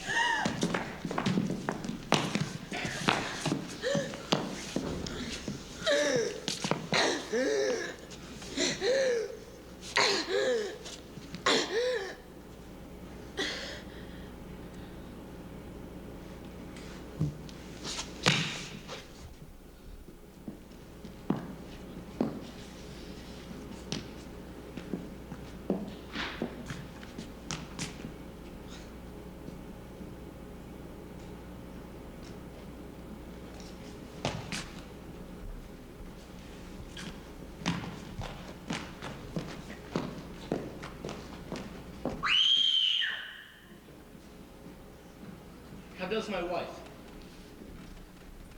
Why, well. And all my children? Well, too. The tyrant has not battered at their peace. No, they were well at peace when I did leave them. You're not to miser of thy speech. How goes it? When I came hither to transport the tidings that I have so heavily borne, there ran a rumor of many worthy fellows that were out, which was to my belief witness the rather, for the tyrant's power was afoot. Now is the time of help. Your eye in Scotland would create soldiers, make our women fight to doff their dire distresses. Be it their comfort, we are coming thither.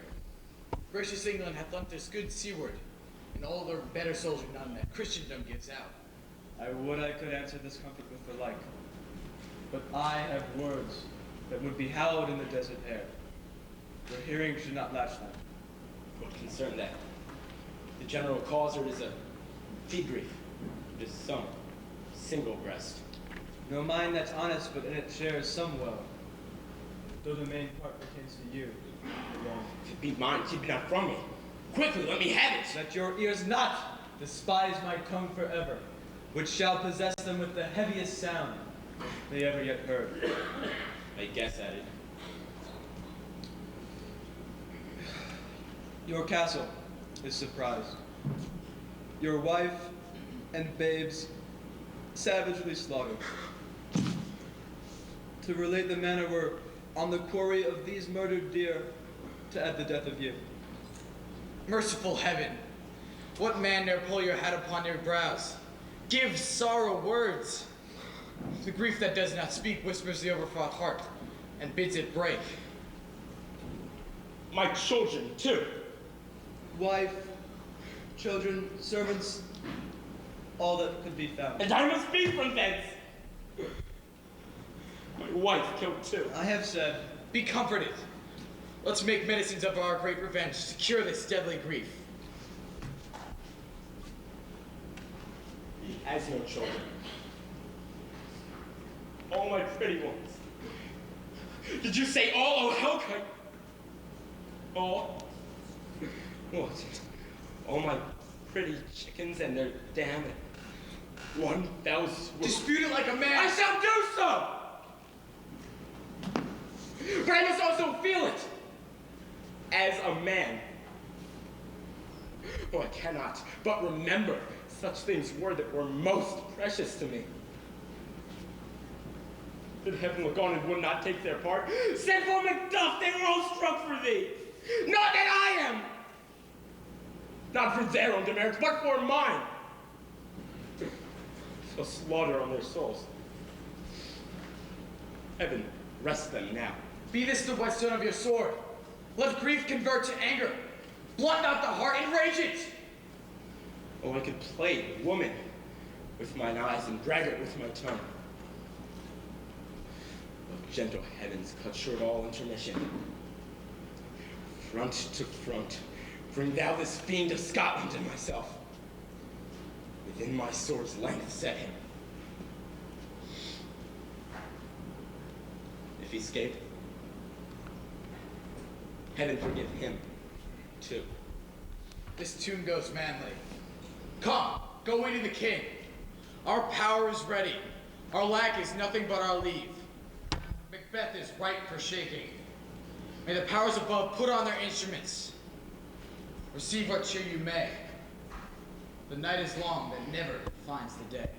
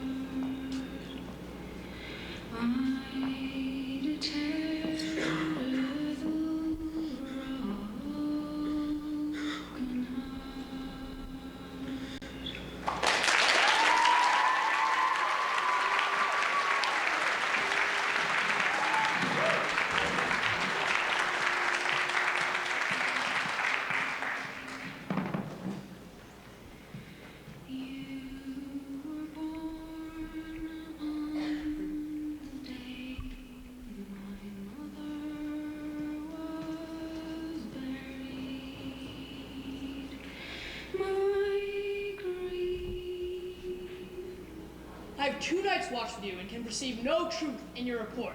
When was it she last walked? Since His Majesty went into the field, I have seen her rise from her bed, throw her nightgown upon her, unlock her closet, take forth paper, fold it, write upon it, read it, afterwards seal it, and again return to bed. All this yet in a most fast sleep. Great perturbation in nature. For one to receive at once the benefit of sleep and do the effects of watching?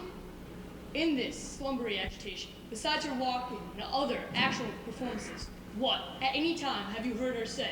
That, sir, which I'll not report after her. You may to me, and 'tis must be you should. Neither to you, nor to anyone, having no witness to confirm my speech. I'm not no right football to be kicked around the garden, no, no. I'm a red Christmas tree ball, and I'm fragile. I'm not no animal, though I am to you.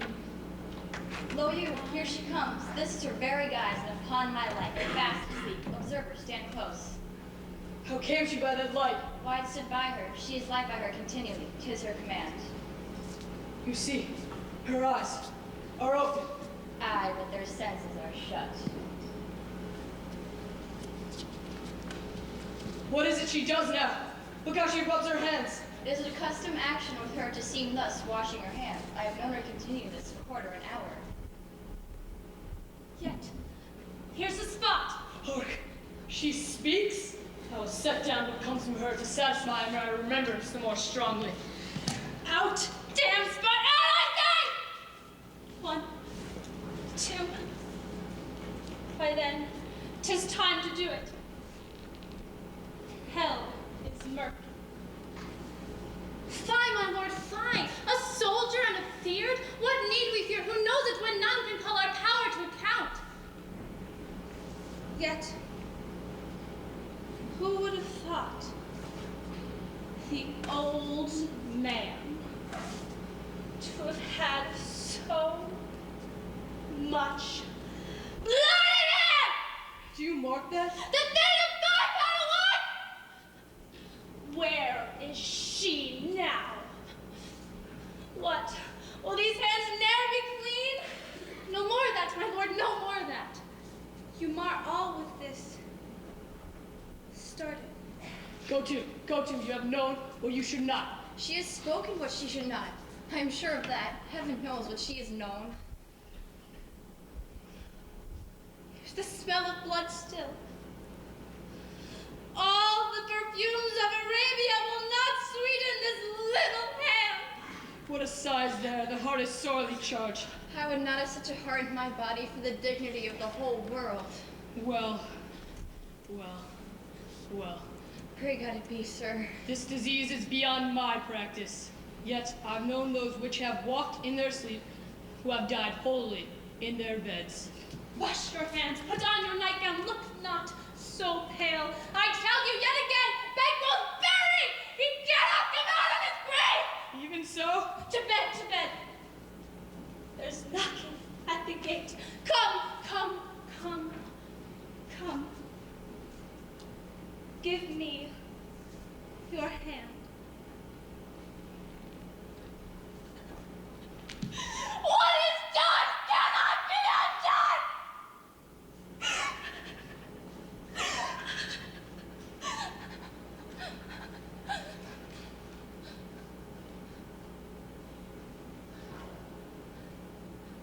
To bed.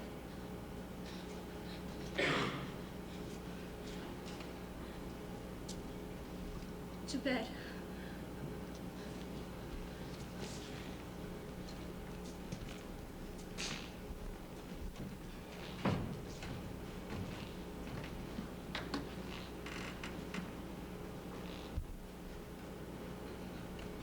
To bed. Will she go now to bed? Directly. Foul whisperings are abroad. Unnatural deeds do breed unnatural troubles. Infected minds to their deaf pillows will discharge their secrets. More needs she the divine than the physician. God, God forgive us all!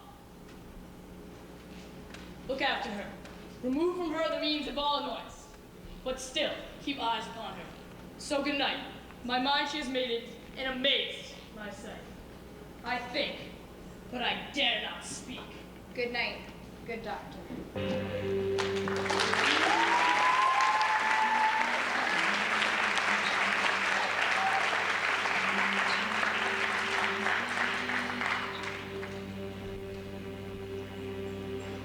Day has turned cold, hold back the night.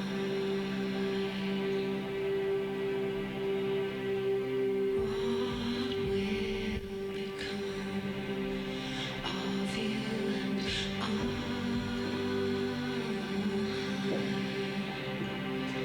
We had a dream, don't let it die. Just hold back the night.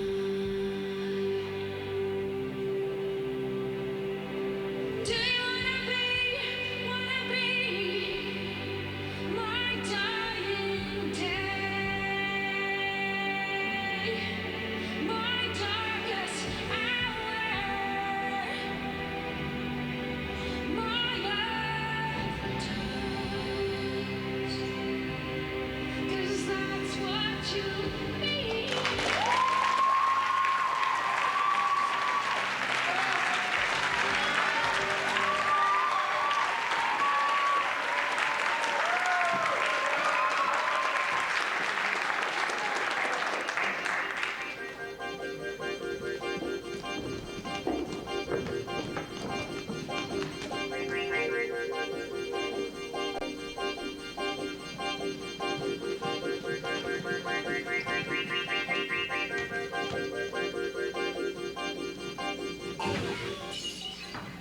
The English power is near, led on by Malcolm, his uncle Seward, and the good Macduff. Revenge is burdened them for their dear causes, which the burning and grim alarm excite the mortified man. Near Burnham Wood shall we well meet them. That way they are coming. Who knows if young Seward be with his father? For certain, sir, he is. I have a file of all the gentry. What does the tyrant? Great Dunsinane he strongly fortifies. Some say he's mad, others that, lesser hit him do call it valiant fury. But for certain he cannot buckle his distempered cause within the belt of rule. Now does he feel his secret murders sticking on his hands. Now, minutely, the revolts of brave his faith breach. Those he commands move only in command, nothing in love. Now does he feel his title hang loose about him, like a giant's robe upon a dwarfish thief. Who then shall blame his pestered senses to recoil and start when all that is within him does condemn itself for being there? Well, march we on, to give obedience where 'tis truly owed. Meet we the medicine of the sickly wheel, and pour we in our country's purge each drop of us. Or so much as it needs, to do the sovereign flower, and to drown the weeds. Make we our march toward Burnham! Bring me no more reports. Let them fly home. Till Burnham Wood removed to Dunsinane, I cannot taint with fear. Spirits that know all mortal consequence have pronounced me thus. Fear not, Macbeth, for no man of woman born shall e'er have power upon thee, then fly false things, and mingle with the English epicures. The mind I sway by, and the heart I bear, shall never sag with doubt, nor shake with fear. The devil damn thee black, thou cream-faced loon. Where gost thou that goose look? There is 10,000 geese, villain. Soldiers, sir. Go prick thy face and overread thy fear, thou lily-livered boy. What soldiers catch? The English force, so please you. Take thy face hence! Satan! Iron sick at heart when I behold. Satan, I say! What's your gracious pleasure? What news more? All's confirmed, my lord, that was reported. I'll fight till from my bones the flesh be hacked. How's your patient, doctor? Not so sick, as she is troubled with thick-coming fancies that keep her from her rest. Cure her of that. Canst thou not minister to the mind diseased? The patient must minister to himself. Throw physics to the dogs. I'll none of it. Were I from Dunsinane away and clear, profit again should hardly draw me here.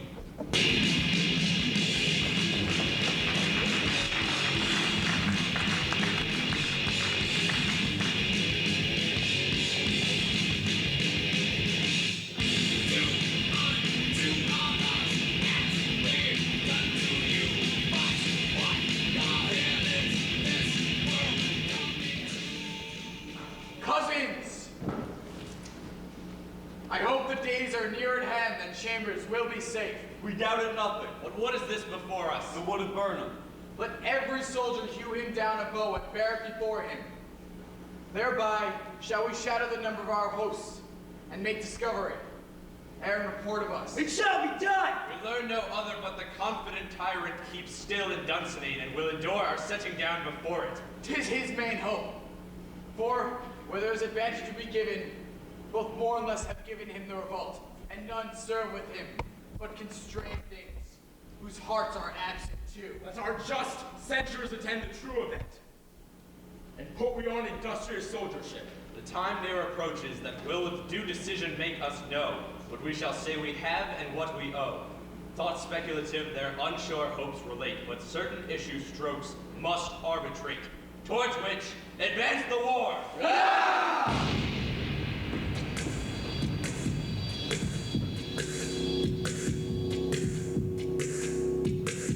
The cry is still may come. Our castle's strength will laugh a siege to scorn. What noise was that? 'Tis the cry of woman, my lord. I have almost forgot the taste of fears. The time has been my senses would have cooled to hear a night shriek, and my fell of hair would rouse and stir as life were in it. I have supped full of horrors. Direness familiar to my slaughterous thoughts cannot once start me. Wherefore was that cry? The queen, my lord, is dead.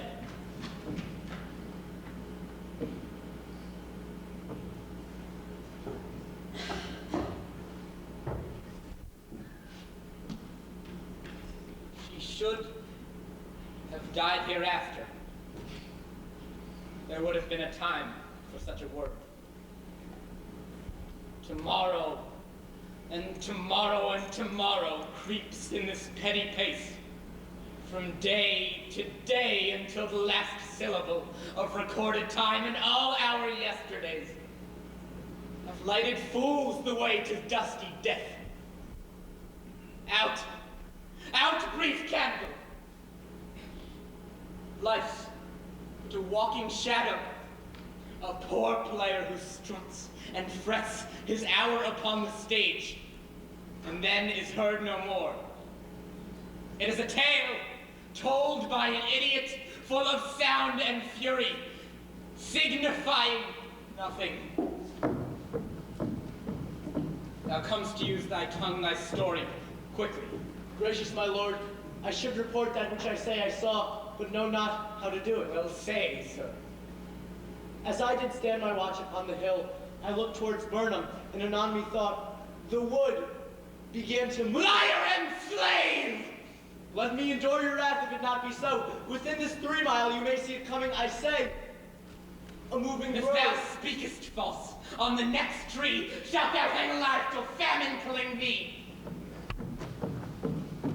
Fear not, till Burnham Wood removed to Dunsinane. And now Wood comes to Dunsinane. On without! If that which he avouches does appear, there will be no flying hence nor tarrying here. I begin to grow weary of the sun, and wish the estate of the world were now undone. Ring the alarm bell! Blow wind, come rack, at least we'll die with harness on our backs.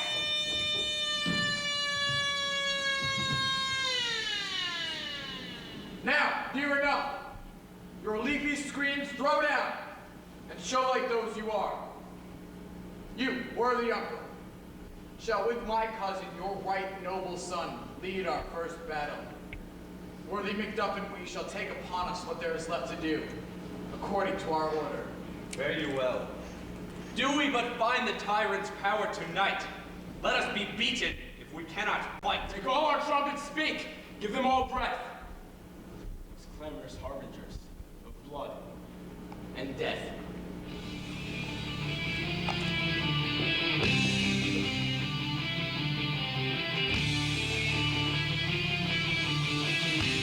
What's he that was of no woman born? Such a one am I to fear or none. What is your name? Thou wilt be afraid to hear it. No, though thou callest thyself a name that is hotter than any in hell. My name's Macbeth.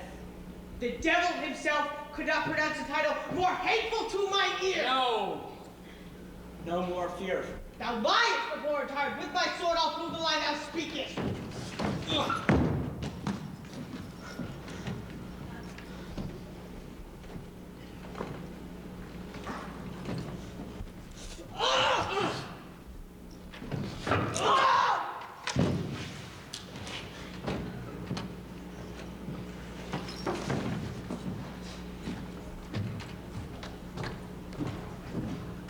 Thou wast born of woman. But swords I smile at, weapons laugh to scorn, brandished by the man that was of woman born. That way the noises! Tyrant! Show thy face! If thou be slain, and by no stroke of mine my wife and children's ghosts will haunt me still! Let me find him, fortune, and more I beg not.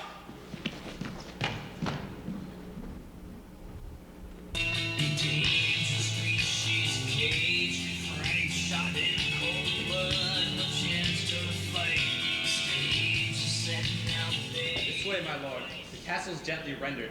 The tyrant's people on both sides do fight. The thanes do bravely in the war. The day almost itself professes yours, and little is to do. We have met with foes that strike beside us. Enter, sir, the castle.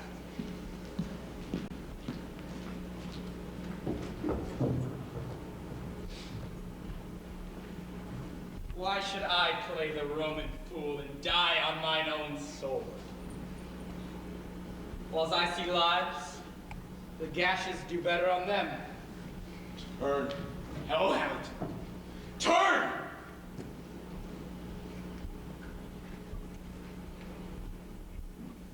Of all men else, I have avoided thee. But get thee back.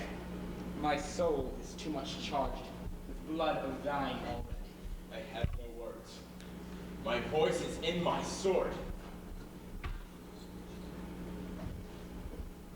Thou plunder villain, then turn him, get thee out!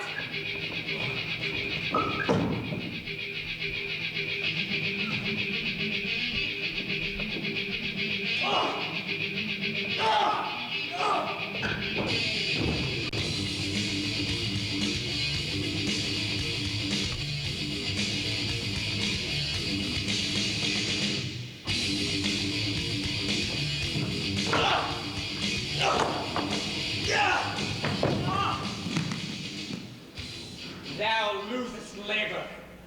I bear a charmed life which must not yield to one of woman born. Despair thy charm!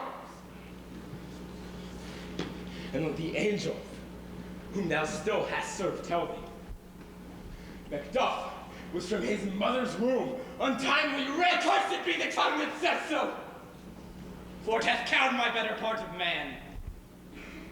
And be these juggling fiends that palter with us in the double sense, that keep the word of promise to our ear and break it to our hope. I'll not fight with thee. Then you be! Coward! And live to be the show and gaze of the time. We'll have thee as our rarer monsters are, painted upon a pole, and under it, here May you see the tyrants not yield to kiss the ground before young Malcolm's feet and to be baited with the rabble's curse.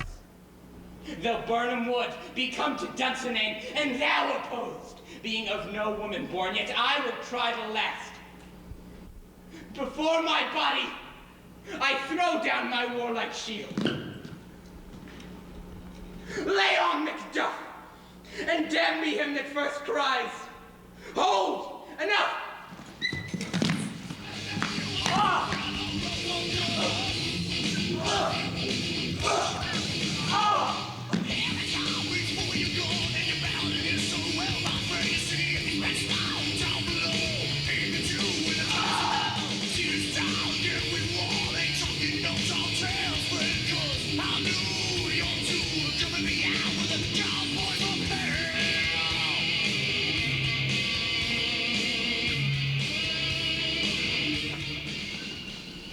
I would the friends we missed were safe arrived. Some must go off, and yet by this I see so great a day as this is cheaply bought. Macduff is missing, and your noble son. Your son, my lord, has paid a soldier's debt. He only lived but till he was a man, the which no sooner had his prowess confirmed in the unshrinking station where he fought. But like a man, he died. Then he is dead? Aye. Your cause for grief must not be measured by his worth, for that it hath no end. Had he his hurts before? Aye, on the front. Why then God's soldier be he.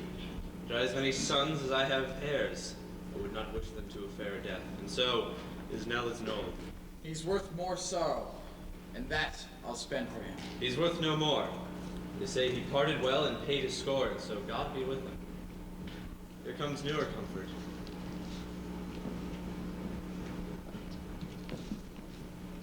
Hail, King! So thou art. Behold where stands the usurper's cursed head! The time is free! Scotland! I see thee compassed with thy kingdom's pearl, that speak my salutation in their minds, whose voices I desire aloud with mine. Hail, King of Scotland! Hail, King of Scotland! We shall not spend a large expense of time before we reckon with your several loves, and make us even with you, my thanes and kinsmen, henceforth be earls. The first that Scotland ever in such an honor named. What's more to do which would be planted newly with the time, as calling home our exiled friends abroad, who fled the snares of watchful tyranny, producing forth the cruel ministers of this dead butcher and his fiend-like queen. This, and what needful else that calls upon us, by the grace of grace, we will perform in measure, time, and place. So thanks to all at once, and to each one.